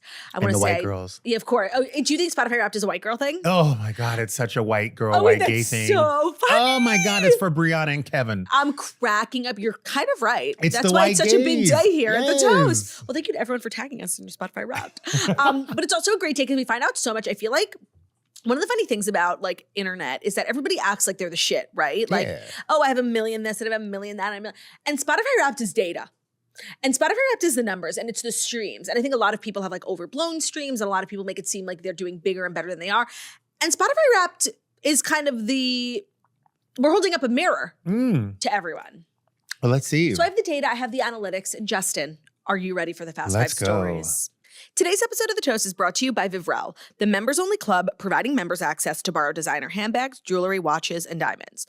So Vivrel is kind of the only service you need in your life. Let me just say that. If you're an economical swirly, but also a stylish swirly, I cannot recommend enough a Vivrel membership. So Vivrel has no return dates. Members can swap items once per month to keep items for as long as they'd like. You can also buy the item if you fall in love with it. And of course, you're going to get a price for way less than anywhere else. So the most popular Vivrel tier is the Classique. It's $139 a month for literally unlimited access to Prada, Chanel, like literally bags that aren't even on sale anymore, iconic classic bags, trendy bags. It's a really great way to like start a collection of bags without actually having to spend that amount of money or also that amount of storage in your apartment. Like bags are huge. Bags take up space. There's really no better time to sign up. They're adding millions of dollars worth of inventory to their closet every week. There's always new pieces to borrow and love. They have Van Cleef jewelry. I think a lot of people think it's like a great idea to sign up for Vivrel, but once you sign up, like there's not that, amazing of items. Let me tell you, their closet is huge. I've actually been to the closet in person. They have so many bags and like iconic bags that are currently trending, classic bags, Chanel flat bags, like bags that girls can only dream of. Go to Vivrel.com, apply for a membership today using our code TOAST50 for 50% off 1 month of membership. The code will also allow you to skip the Vivrel waitlist. That's VIVRELLE.com. Our code is TOAST50 for 50% off 1 month of membership. Today's episode is also brought to you by Squarespace, the all-in-one website platform for entrepreneurs to stand out and succeed online. So whether you're just starting out or managing a growing brand, Squarespace makes it easy to create a beautiful website, engage with your audience, and sell anything from products to content to time, all in one place and all on your terms. So whatever your reasoning might be for wanting to start a website, Squarespace is the place to do it because they're using AI for what exactly AI should be used for. They have created Design Intelligence, combines 2 decades of industry-leading design expertise with cutting-edge AI technology to unlock your strongest creative potential. Design Intelligence empowers anyone to build a beautiful, more personalized website tailored to your unique needs and helps you craft a bespoke digital identity to use across one's entire online presence. So Squarespace is also the best and easiest way to manage all your payments in one place. You can onboard really fast and very simply. and get started in just a few clicks. You can start receiving payments right away. Plus, you're giving your customers more ways to pay with popular payment methods like Klarna, ACH Direct Debit, Apple Pay, Afterpay, and of course, ClearPay for our UK British toastas. So whatever your reasoning might be, whether you're wanting to start a digital portfolio, connect your social and multimedia accounts, sell content, Squarespace is the best place to do it. And if you go to squarespace.com, you'll get a free trial. Plus, when you're ready to launch, head to squarespace.com/toast. And that link will get you 10% off your first purchase of a website or a domain. So that's squarespace.com for the free trial, and then squarespace.com/toast to save 10% off on your first purchase of a website or a domain. Today's episode is also brought to you by Quince. Here's the thing about being a great gift giver. When you find something really perfect for everyone on your list, you almost don't want to give it away. And that's what happens when you shop at Quince. Everything is so soft, so well made, you're going to be tempted to keep everything for yourself, which you obviously can't do, but like get a little something for yourself. Perhaps a Mongolian cashmere sweater can I offer you for $50? Perhaps.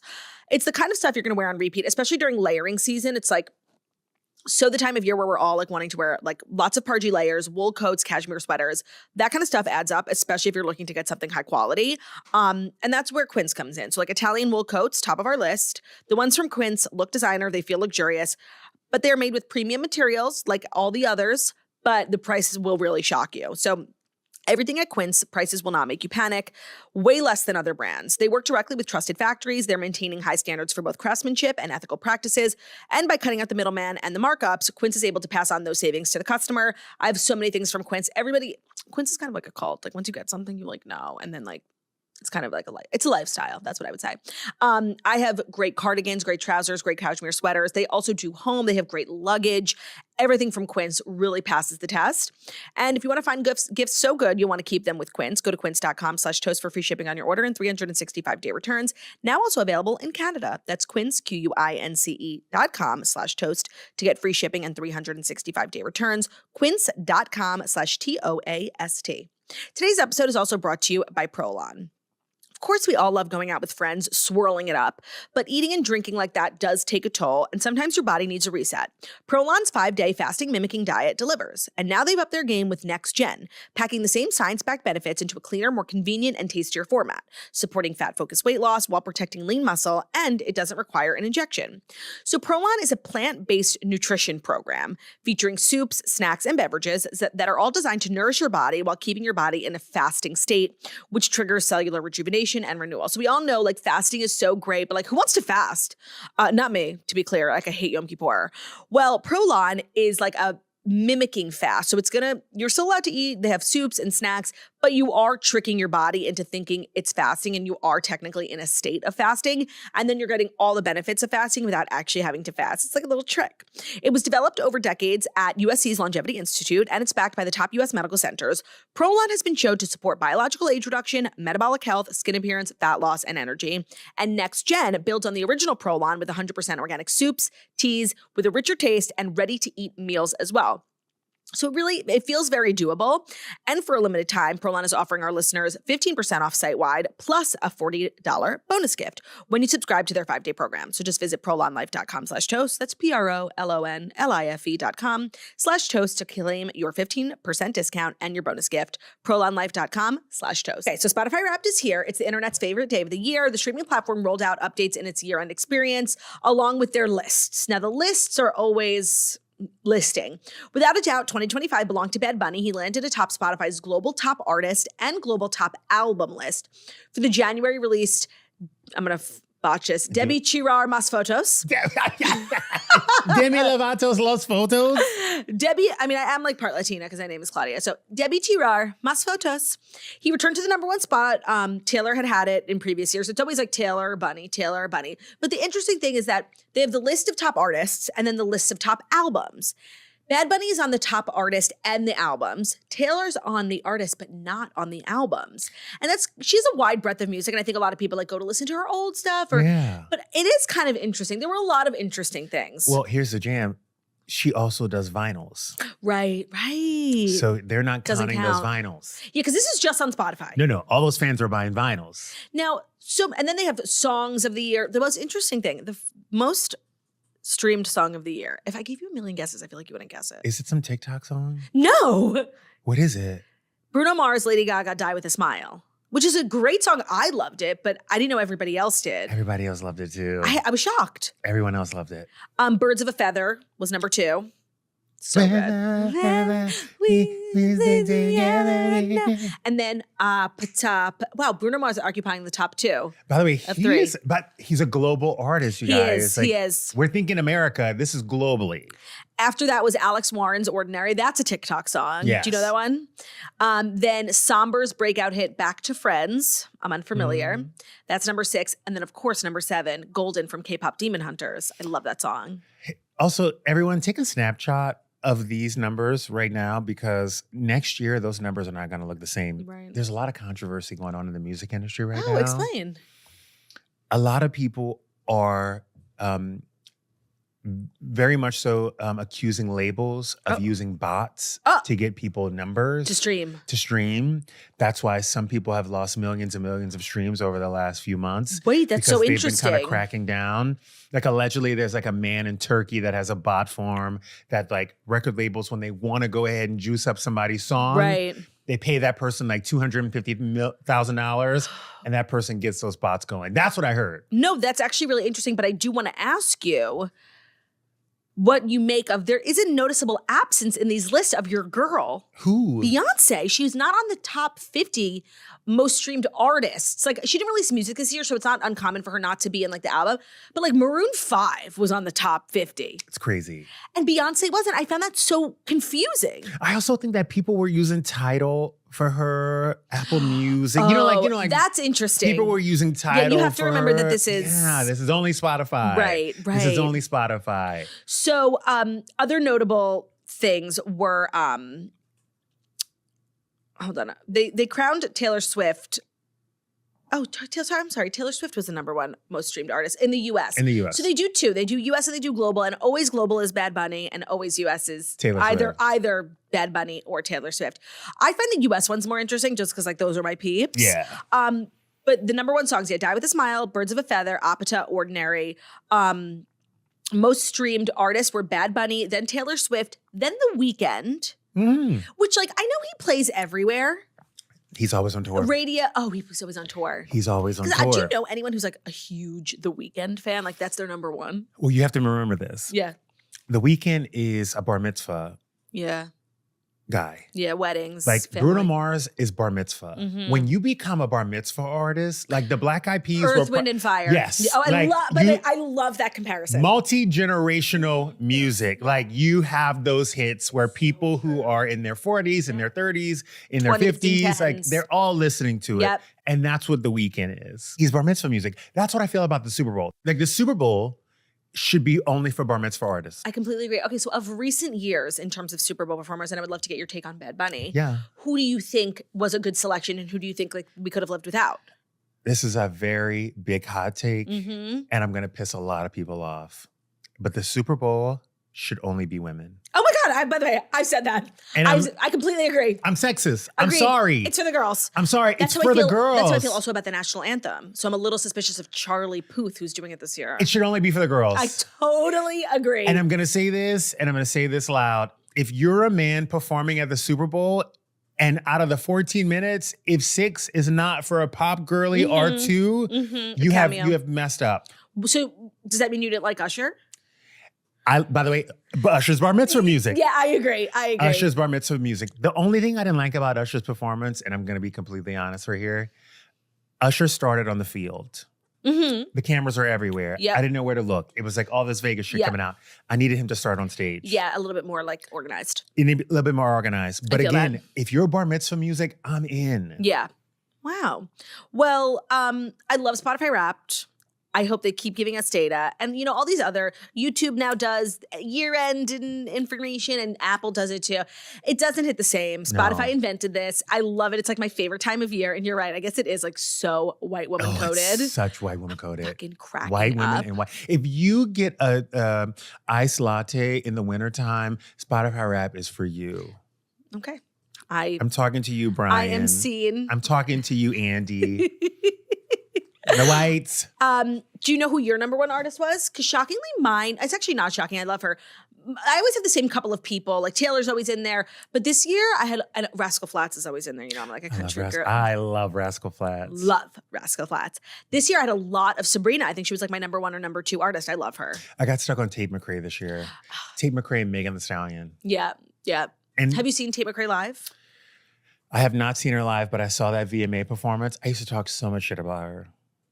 I talk so much shit because Are you talking about Tate McRae? Tate McRae. Oh, I didn't know if you were talking about in the Megan Thee beginning, I didn't understand it. Yeah. I was like, I don't know about this, you guys. All the songs sound the same. Mm-hmm. She's just dancing too much. Like, and then I saw her on the VMAs. Yeah. And I apologized publicly. Now, I had an opposite experience with Tate McRae. I just want to say, I feel like for the come up, I was like, oh, she's it. She's the next thing. Next Britney, the dancing. Her leg goes all the way above her head. But I feel like she's just kind of let me down. I know she's huge. I know she plays arenas and I know like all of her songs go viral. But like, I don't know. I feel like she hasn't had real mainstream impact yet. She's also very young. Yes. But she's released like 3 albums in the last 3 years. The Grammy nominations just came out. They hopped right over her. Addison Rae got a nomination. Like everyone kind of got one. I know. It's kind of crazy. It is. I don't stream Addison Rae. I don't understand Addison Rae. But I respect Addison Rae. By the way, I'm here for the come up. I'm here for anybody's come up. Me too. I was more like down with Addison Rae making TikToks and doing Netflix movies. That was just more my taste because I have like lowbrow taste. Yeah. You don't need to agree with that. But I understand like this is an art. Yeah. I think the thing that when I look at a pop girl, everybody wants easy right now. Mm-hmm. So like Sabrina Carpenter was easy. You know, Espresso came out, everyone could sing the song. Okay, but you're wrong about that, by the way. Sabrina Carpenter had released 6 albums before Espresso. She was on the Disney track. She was releasing so much music. It was like a 10-year Well, let's talk about that. It happened very quickly once it happened with Espresso. Espresso made her the number 1 artist in the world. Let me tell you why. Those 10 albums, if you listen to those 10 albums, that woman sounds like Christina Aguilera. Mm-hmm. She has vocal range. She's giving you Christina. She's Disney. She's well-trained. She's well-trained. America couldn't handle that. Agreed. From a young woman. They couldn't handle that. So she was like, okay, just espresso. America can digest that. They can sing it. They can put it on TikTok. Same with her dance moves. Yep. Very easy. Very, she had to slow herself down for everyone else. Mm-hmm. Tate McRae has not slowed herself down yet. That's actually a really interesting parallel. Because you can't remake those dances on TikTok unless you are a dancer. Right. So the minute Tate McRae realizes that Britney Spears doing this was easy for America, you know what I mean? Yeah, like you just got to give America something they can digest. Our next story is troublesome. Oh, I hate when people say this, okay? Travis Kelce was talking about his relationship with Taylor Swift, and he said the thing that, like, you're not supposed to say. It's like, when somebody says something and you realize it's, like, the biggest red flag. Him and Taylor Swift have never once had an argument during their 2.5-year relationship. I don't know, girl. That picture at Lake Como looked like y'all were fighting. Y'all were beefing at their wedding. So they were interviewing George Clooney on their podcast, Slay. And then when asking Clooney about his past claim that him and his wife Amal have never gotten into an argument in their 10 years together, Kelce flipped the script. And he said, Clooney said, "No, I'm not lying. Travis, should we ask you the same question?" And then Travis laughed and said, "Well, it's only been, 2.5 years, but you're right. I haven't gotten into an argument. Never once." George Clooney went on to explain that he and Amal do not see the point in arguing, noting neither of us are going to win the argument, so why get in? Dude, I'm 64 years old, and what am I going to argue about at this point, I've met this incredible woman. She's beautiful, she's smart, she stands for all the most important things that I believe in the world, and I can't believe how lucky I am. So what am I going to fight about? I believe him. Okay, ready? I believe him. I believe George Clooney because I believe that his marriage with Amal is just like not that deep. Do you agree? You took the words out of my mouth. Okay. I think he was like, "Listen, I'm 55. Right. I need you're 40. Right. It works so well for both of them. Yeah. I don't think it's the great love of our time. I don't think it's, they're not going to write sonnets about this marriage. So maybe do they not engage in arguments? Sure. If it's true that Taylor and Travis, and when Jay Shetty was on, he wrote a book about relationships and then came on the podcast. And I read something and I always, it's like the one thing I took from the book is about like communicating. And if you're not fighting, you're not communicating. Like fighting, a small amount of fighting, a healthy amount of fighting is good in any relationship. it's extremes, right? If you're fighting all the time, that's not a good relationship. It's not a healthy relationship. True. If you're never fighting, it's the opposite end. That's also not good. It's somewhere in the middle is a healthy Yes. medium. So Travis saying that him and Taylor never fight, like, I don't love that. I can't lie. Because Taylor is like a very deep person. And I do think this is a real relationship. I wouldn't put it in the same box as I put George and Amal. Okay, but you're missing one part. They met, and then she went on a world tour Right. for an entire year, right? Right.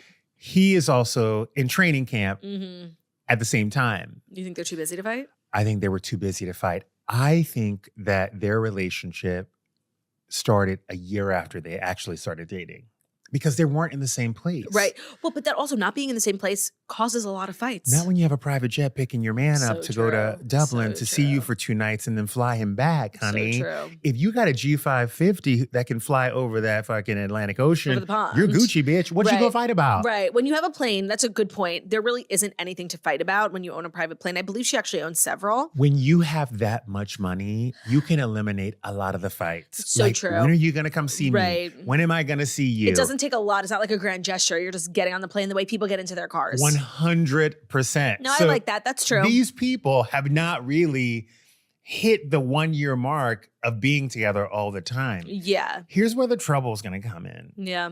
And this is not a negative thing to say. I'm going to back this up with facts. Okay. When this man retires from football, which is coming. Yeah, Tom Brady. Let me tell you something. syndrome. His check engine light is on right now. 1,000%. Bitch. He should have got that oil change 2 years ago. But his check engine light is on. Yeah, it's almost time. It's almost time. He's also the target of every defense. They want to make an example out of him. So he's not getting the looks that he was getting before. If you look at what happened with Tom Brady, him and Giselle were together for a very long time. He said, I'm going to retire and I'm going to be at home with these kids with you. Yep. And we're going to start to live your life. He retired. Yeah. And then went right back in 3 months later. Yeah. Because he couldn't figure out who What to he do. was. These men lose who they are whenever their identity is all shattered. No, and like it's nice to be on the same journey as your partner, right? Like we're in our hustle era or we're in our quiet era. And I don't see Taylor stopping anytime soon because as a musician, you can make music until you're 80 and it can be the best music you've ever made. With an athlete, you know, you reach 40 and that's the peak. Like, no, that's not the peak. That's the end. The end. So yeah, I do think that right now they're both in their hustle era and it's like going so well for both of them. He went to the Super Bowl. Like, it's great. And by the way, let me tell you something right now. Nothing's worse in a relationship than when a woman is doing better. is doing better than a man. 1,000%. No matter how, formed a man is. Yep. Even the strongest. Even like, the strongest most supportive. motherfuckers. Yeah, Yes. it gets to them. It gets to them a little bit. And I think the challenge is going to come whenever he's at that pinnacle and he's got to really look inside himself and find out who he is without 1,000%. football. 1,000%. And that's when the fighting's going to start. I think they're going to get through it. Yeah, but that's where it gets like, it's not so easy street. It's not so easy street. But that's also what I remember last year we were following like every Chiefs game and they just win because there's this great team. And they didn't win the last Super Bowl, correct? Yeah. And that was like the first, I feel like, tough time for them. Like up until that point, of course, you never know what goes on behind closed doors. But up until that point, it was like all easy, love and win. Everyone loves us. Number one song, number one team. And then it was like, Yeah. By the way, they've Yikes. been that private jet's getting to everybody. yeah, right. It's easy to get comfortable. He's getting comfortable. He's also Totally. getting old. It's his time. So I saw somebody, I think it was Liz, was posted on her story, like, because I think it's always a red flag when somebody says, oh, we never fight. It's like, well, you're never talking because it's just a human thing to butt heads. And it's like, well, they obviously probably do argue, but like, maybe, I don't know, maybe people have different opinions of what arguing means. I don't think, by the way, I don't know. I'm telling you right now. Also, like, let's be honest. Girls don't show their guys who they really are. Yeah, until for it's a too full late. fucking year. Men, 90 days. In 90 days, we're farting in front of you. They're doing the whole 9 yards. Like on day 91, bitch, he gonna show It's you over. who he really is. Totally. Girls can keep up the charade for at least a year and a half. Until it's not even a time period. It's like a timeline. Like once you're married, it's over. It's over. The feathers come out. Right. The crazy rears its ugly head. rears is like head. I love our next story because I've been wondering so much. You know, Jen Shah's getting out of prison this month, December 2025. She ain't got a job.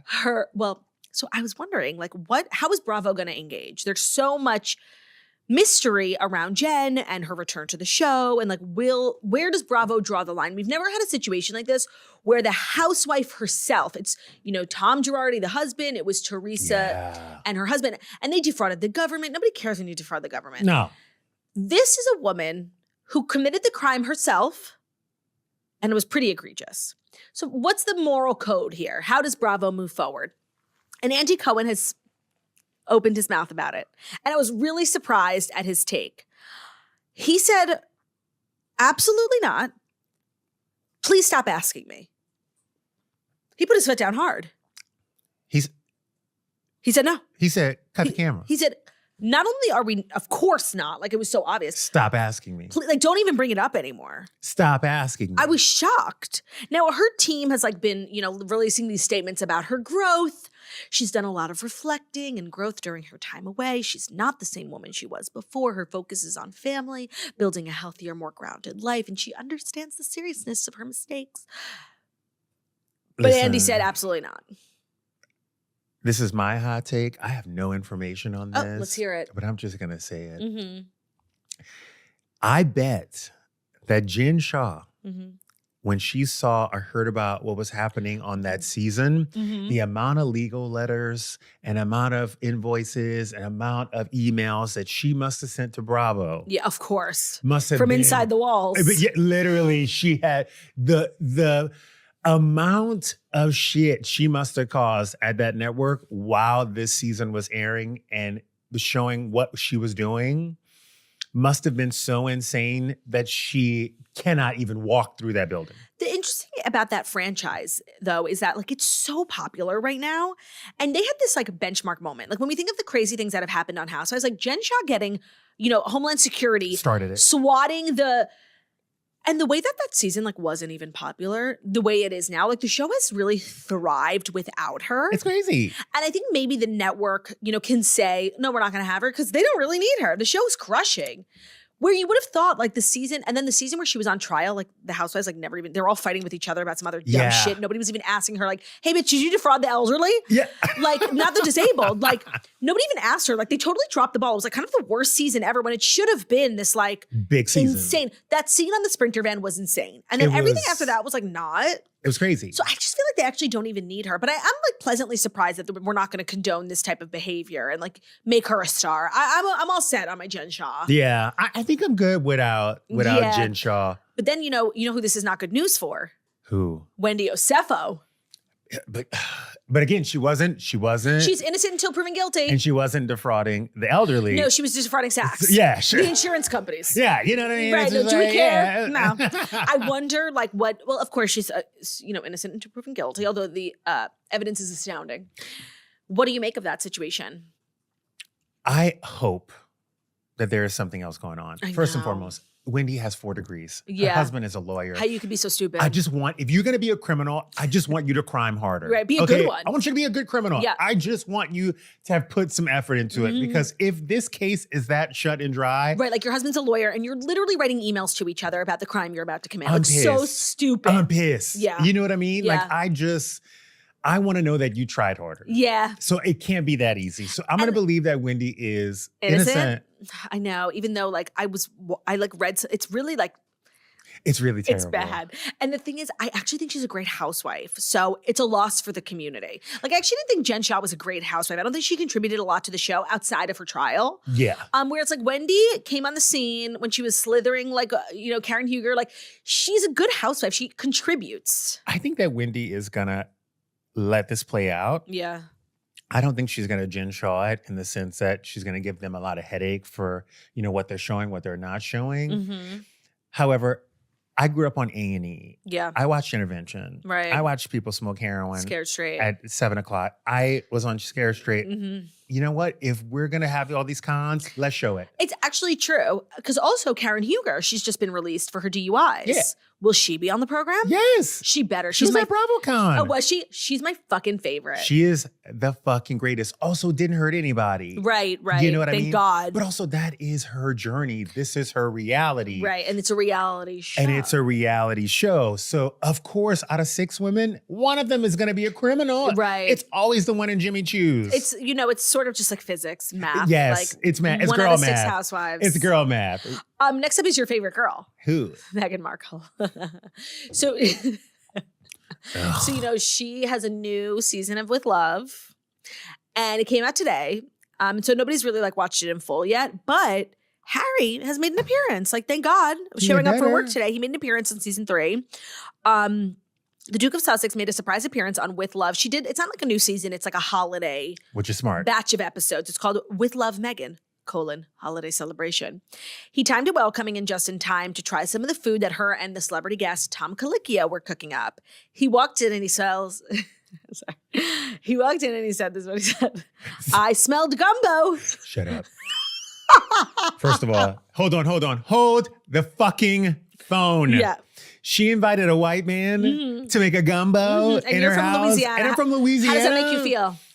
Triggered. Yeah. Offensive. Triggered. It's offended. And he didn't smell anything but water. Right. He said, I smelled gumbo. He gave Meghan a quick kiss and then introduced himself to Tom. He said, gumbo for me is like one of my favorites, especially her mom's. But before the fish goes in. What, he doesn't eat fish? By the way, nobody should be putting fish in their gumbo. So Doria, her mom, I guess has like a world famous gumbo. She always saves a little portion on the side. I guess without fish. Yeah.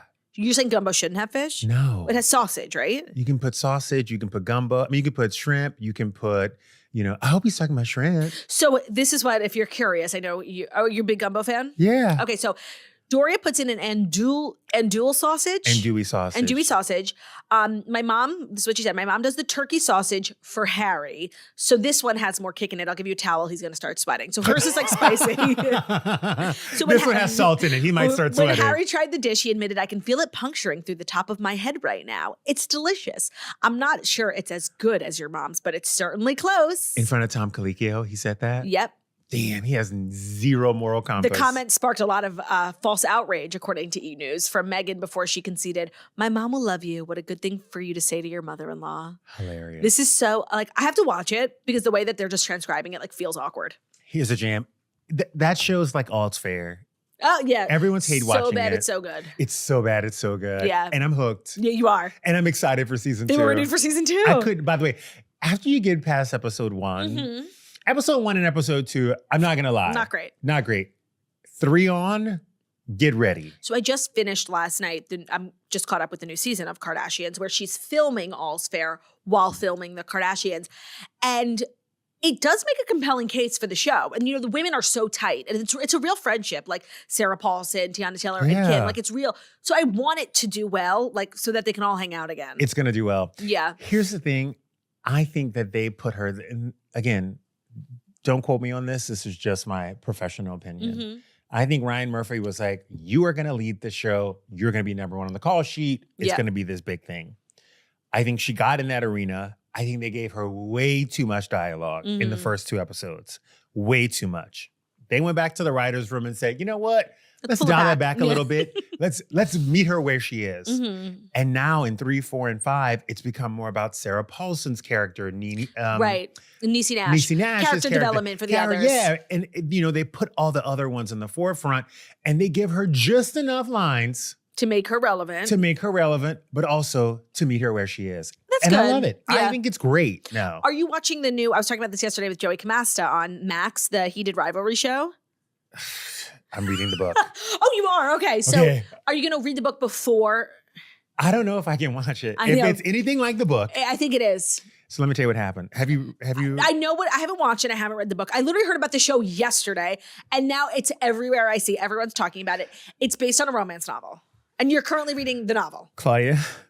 Clutching your pearls? Claudia, I almost lost my job yesterday. Why? Because of this book. Okay. First of all, for all the straights out there, it's 50 Shades of Grey, but for gay. Homosexual. It's homosexual. Hobosexual. As my aunt would say, homosexual. I was listening to the book on audio. Okay. We know you love an audiobook. I love an audiobook. I had my ear pods in the makeup room. My phone was maybe 20 feet away from me, 20 yards, I got 10 yards away from me. I'm listening to it. I'm getting my makeup done. And it starts on the sex scene. There's always a sex scene. Of course. But it's so graphic. It's an erotic novel. And all of a sudden I hear power off on my headset, which means it's playing on the phone. It's playing on the fucking phone. Uma Thurman is 2 chairs down from me. Oh, God. The way I jumped from my phone onto the makeup chair next to me, past Uma Thurman to press pause on this thing, my finger literally hit the pause button. It is the hottest book you have ever read. Can I ask you a question about the audiobook? Yeah. Because a lot of times they like take liberties with the audiobook where they have multiple people playing different characters. Is it like a drama? It's one person. And it's dramatized. And it's a man? It's a man, and he does a Russian accent. You're kidding! And he does an American accent. Because one of the guys is Russian, one of them is Canadian. Oh my God, he's so good at it. You're kidding. That's so funny. And by the way, in the prologue, before it even fucking starts. They're fucking? They're fucking. Wow. They are fucking in the credits. In the index. Okay, that's fucking in the index. Right, the title page. The title page has fucking. Wow. And so you're going to finish the book and then watch a show? I don't think I need the show at this point. Apparently there's like a tuna melt scene. Have you gotten to that? I am not there yet. Okay. But I'm going to tell you something. You don't even need the show. Yeah. Are you watching I Love LA?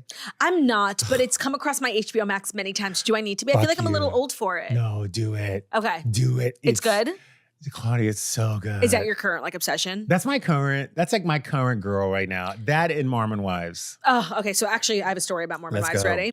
Today's episode of The Toast is brought to you by Wayfair. The holidays are here and you need stuff. Sorry, you do. Your home's not looking holiday ready.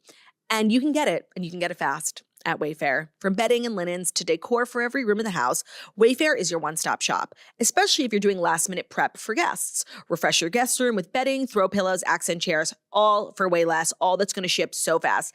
Think about furniture, like the industry, not to, be like condescending, but the industry's just not in tune with what's necessary. 12 to 16 weeks for a couch? I don't think so. Wayfair will get it to you by the end of the week. So whether you're looking for bedding and bath basics, kids' rooms, home decor, storage needs, kitchen essentials, living room refreshes, they've got everything at Wayfair, and they've so many options. Like the way that you can search on Wayfair, like so specifically, because sometimes you need a nightstand that's like literally not more than 31 inches wide, because that's all the room that you have in New York City apartment. And you know what? You can literally search for nightstands by width. It's insane. The website is amazing. They have so many different styles, whether you're modern, whether you're looking for Nancy Meyer chic. There's something for every style and every home, no matter your space or your budget. And of course, fast and easy delivery, even on the big stuff. Get last-minute hosting essentials, gifts for all your loved ones, and decor to celebrate the holidays for way less. Head to wayfair.com right now to shop all things home. That's WAYFAIR.com. Wayfair, every style, every home. Or as they say on TV, Wayfair, every style, every home.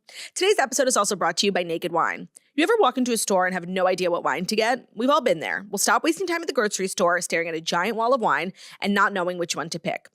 Because today's episode is sponsored by Naked Wines. Naked Wines is a wine club that directly connects you to the world's best independent winemakers so you can get world-class wine delivered straight to your door. And of course, we even offer code TOAST. Let me tell you about it. Use our code TOAST for the code and password at nakedwines.com to get $100 off your first order. That's 6 bottles of wine for just $39.99. There's so many reasons. One, like who wants to go to the store? No, we want to stay home. 2, who wants to lug heavy wine like to and from your car? It's like a whole journey. And 3, I actually feel like Naked Wine is a great opportunity to actually learn about wine. I feel like a lot of people pretend like, oh, I want to dry from the region of whatever. This is like a great way to actually learn, but like not in an embarrassing way, right? And not like in an obnoxious way. It's just like, yeah, it's part of my wine club. Naked brings you amazing wine straight from the winery at up to 60% less than what you would pay in store. They cut out the extra costs like middleman markups. Winemakers can pass those savings on to you without skimping on quality. And now is the time to join the Naked Wines community. Also a great gift for a wino in your life. Head to nakedwines.com/toast, click enter voucher, and put in our code TOAST for both the code and password for $100 off your first order. That's 6 bottles for only $39.99, and that's with shipping included. That's $100 off your first 6 bottles at nakedwine.com/toast. That's for the code and the password TOAST for 6 bottles of wine for, again, $39.99. Today's episode is also brought to you by Robinhood. Nobody knows your money goals better than you. Your ambition just met its match with Robinhood. You're constantly on the lookout for opportunities, always finding ways to raise the bar, so do the same with your finances at Robinhood.com. Robinhood puts you in control of your money. Trade stocks and ETFs, options, futures, and crypto all in one platform. You can now build and execute your own trades from a desktop with Robinhood's Legends Advanced tool. Or take advantage of the new Robinhood strategies with a tailored portfolio managed by a team of experts. You expect more from yourself, expect more from your money, and get started right now at Robinhood.com. Your money, your move.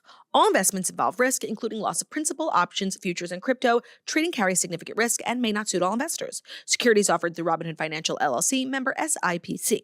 Futures trading is offered by Robinhood Derivatives LLC and not SPIC or FDIC protected. Crypto offered through Robinhood Crypto LLC, not FDIC or SIPC protected. Portfolio management offered by Robinhood Strategies, an SEC registered advisor. Today's episode is also brought to you by Neuro. Do you ever feel like you're running on empty, staring at your screen, hitting an afternoon crash, and we're debating like a lot of toxic options, another cup of coffee, an energy drink that you're going to regret, a caffeinated soda, things that do not make you feel good and don't actually advance like your overall energy? Well, enter Neuro Gum and Mints. So Neuro's Energy and Focus Gum and Mints give you clean, focused energy without the crash, without the sugar or the sketchy ingredients. So if you'd like to switch up to good energy and you're looking for an alternative that's, first of all, not a beverage, like mind-blowing, check out Neuro. Their energy and focus gum really can become a go-to if you want to feel sharp, if you need energy, but you're also looking for focus. Like I think a lot of people think energy and they just think like sugar rush, but you want to feel good when you're feeling energized. You want to be able to focus, finish your tasks for the day. Well, Neuro Energy and Focus is powered by natural green tea caffeine, L-theanine for calm focus, vitamin B12 and B6 for better mood and metabolism. They have no sugar, no aspartame, no crash. Neuro can be shared or enjoyed on the go, anytime, anywhere for discreet and good energy. Just chew and go.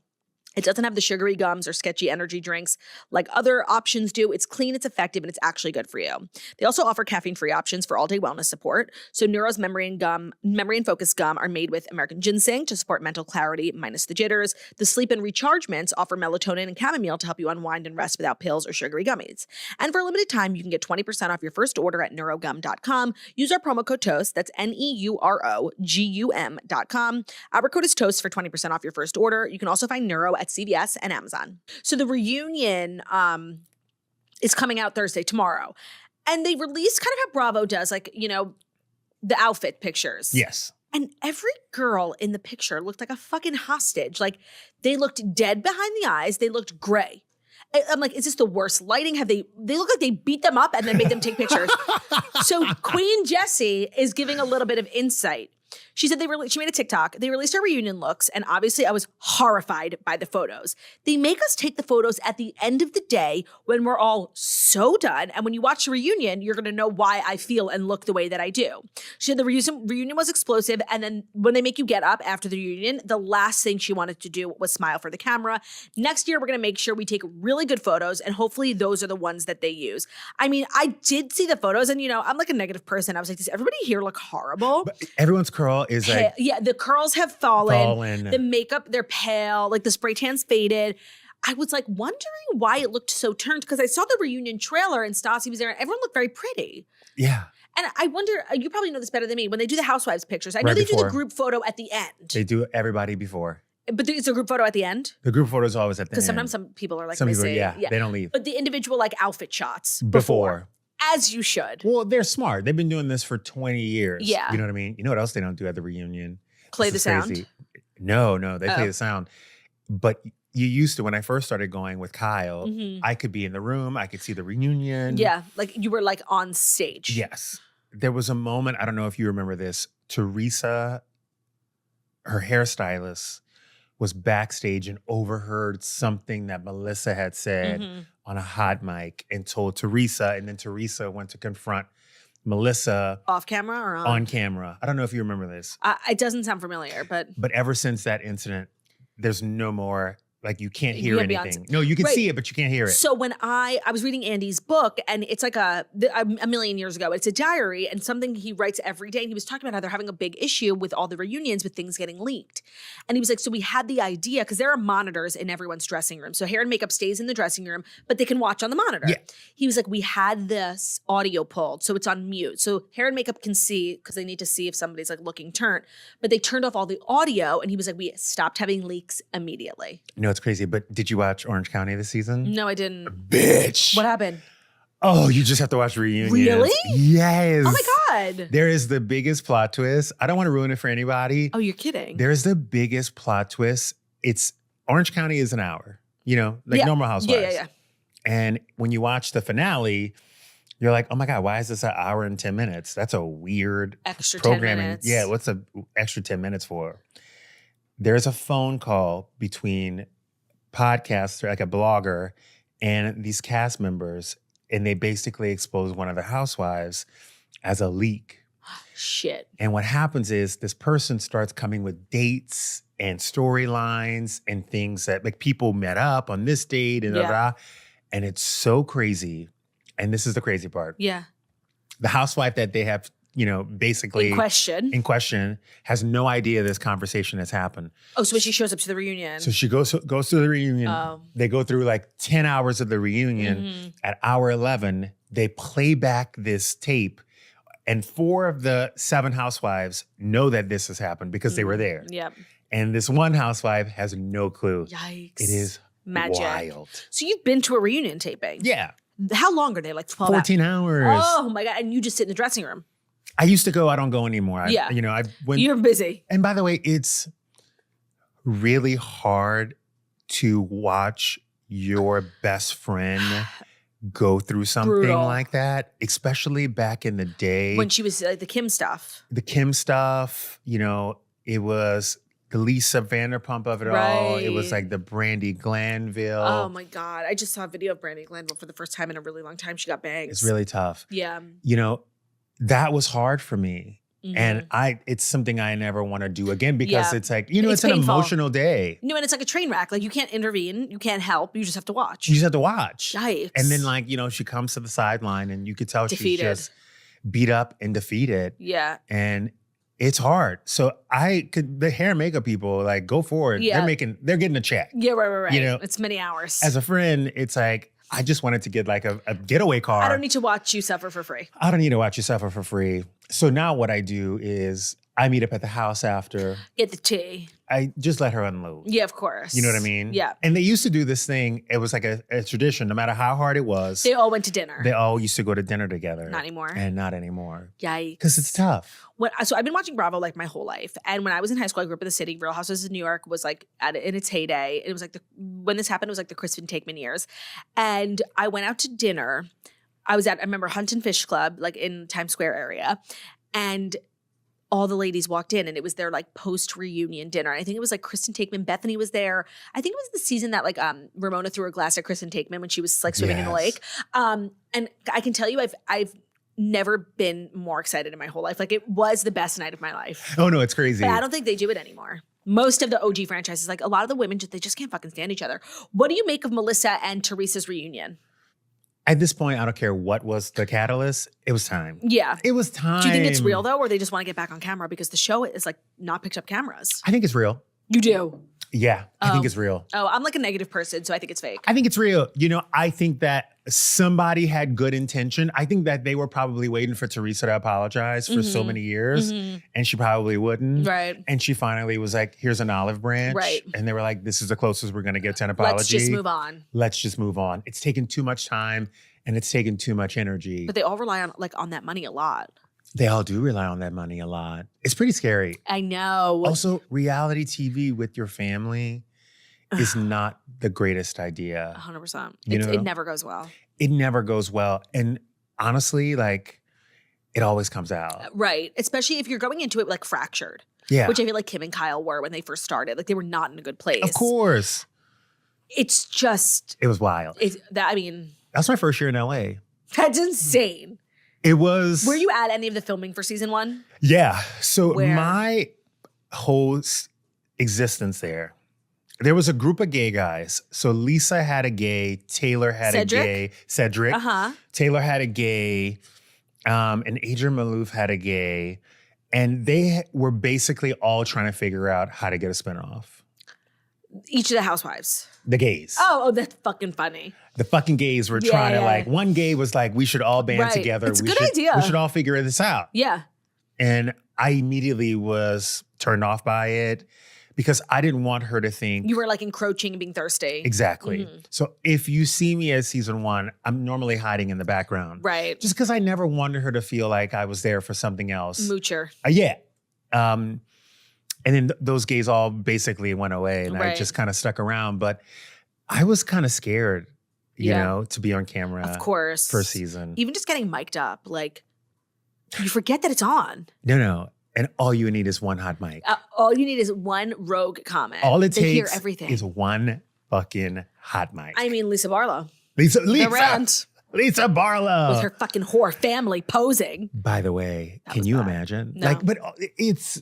I know it's like a human thing. Like you get mad, you just rant to your husband or you rant to whoever and you don't mean it, but like, oi. Yeah. And let me tell you, working on that first season of Housewives, I went into that job not knowing what she was doing. What was your job technically? Were you her assistant? Yeah, I was like her right-hand man. Mm-hmm. She told me that she was doing a reality show when I first met her. She didn't tell me what reality show it was. So when I first met her, she was like, yeah, I'm just going to do this reality show. I just need you for like 3 or 4 months. Have I ever told you the story? No. I go to interview with her. She was like, oh yeah, I'm going to need you for like 3 or 4 months. How did you like know she was looking for an assistant? Like, So I worked weddings in Louisiana every weekend. And one of my bridesmaids was Allie Landry, who basically was like, you should move to LA. I have this girlfriend who's starting this reality show and I think you would really hit it off with her. wow. And I was like, well, I mean, I was thinking about moving in May. She was Right. like, well, what are you doing in January? I'm like, Right. I'm graduating college. She was like, just move. Oh my God. So I was like, okay. So I moved to LA. And when I got to her house, I mean, I was a wreck. Yeah. I was like, so when are we gonna like meet your friend? She was like, oh, I haven't told her that you're here or that, you know, she doesn't know she needs someone, Right. but I think you guys will hit it Right. off. Oh God. So in my mind, I'm like, wait, This I fucking bitch. just blew my fucking Yeah, life up right. for like, you know, for a maybe. Yeah. So I got a headhunter just in case because the meeting kept on getting pushed back and pushed back. I met with this woman. She is an A-list actress. Oh, you're not going to tell me who it is? I'm not gonna tell you who it is. I went on an interview with her manager, and then the second interview was at this woman's house. With her? With her. Uh-huh. I walk in this house. There's a vanity about the size of that wall, and it's like, you know, I'd never seen a mirror with With the those lights, balls. You know what I yeah. mean? It's old Hollywood. And this woman is sitting in her mirror, and it's all white in the bathroom. And she is putting lotion on her elbows. I'll never forget this. And her titties are out. Like she's not wearing a shirt. The housekeeper was like, oh, she'll see you now. So you thought you interrupted. No. The housekeeper escorted me up, and this woman is sitting there with her titties out. Meanwhile, I'm like, I'm a gay man, bitch. Right. I work retail. Right. I've seen some titties. You've seen it all. I've seen some titties. Yeah. I'm not afraid of no titties. No, I don't think that you are. We're having a full conversation. Titties out. Titties out, Lemaire, and she is not looking at me like this. She's looking at me in Through the the window. mirror. And she is lathering that shit on. Oh my God. So at the end of the interview, she goes, anything else? I said, yeah, you missed a spot. Oh! And I point at her back and I leave. And by the time I got in the car, she had hit me up. She wanted me to start. So did you accept? So I was like, I went home to Allie. I was living at Yeah. Allie's house. Right. I was like, listen, bitch, this just happened to me. Right. I don't care if this woman is paying in rupees. Right. I I'm need a fucking taking job. this job. Right. Like, I want to be with this crazy woman for Yeah. at least a year. Yeah. She was like, no, I swear to you, this meeting with Kyle's going to come up. So crazy Lemaire bitch, I put on the back burner. I kept on pushing her off, Right, pushing her right. off. We kept on negotiating back and forth. Good. I meet with Kyle and she was like, yeah, it's going to be 3 months. And I'm like, I don't know. Crazy Lemaire Right. lady's like, you know. More stable. So Allie was like, think about it this way. If you take the job with Kyle, you'll learn so much on the back end about production and you'll meet people in the industry. Like, you should really take that job. And I'm like, you know what? You haven't steered me wrong. I'm going to trust you. I'm going to take this fucking job. I show up at this bitch's house on day 1. They're like, can you sign this release form? And I'm like, yeah. Sign the release form. And when I read the top of the release form, I was like, holy shit. Yeah. That's Real Housewives of Beverly Hills. Oh, and you had heard of the franchise, like from New York. Yeah. Yes. OC. I go to her house, I get in the house, and I'm like, listen, ma'am, like, you don't know me from Adam. We have met one time at a sushi restaurant, but this is not just some random reality show. It's Your huge. life is about to change. Right. And you got to play this smart. Yeah. And she was like, what do you mean? I'm like, 3 months is not enough. You have to do confessions. Then you Yeah. have to do reunions. Then we got to fuck with all these people on Twitter. Like, Right. this is going to be crazy. Like, Yeah. brand deals and da-da-da. And she was like, oh, wait, I just thought I was going to just film Show this up. fun reality show with my sisters and it'll be. Yikes.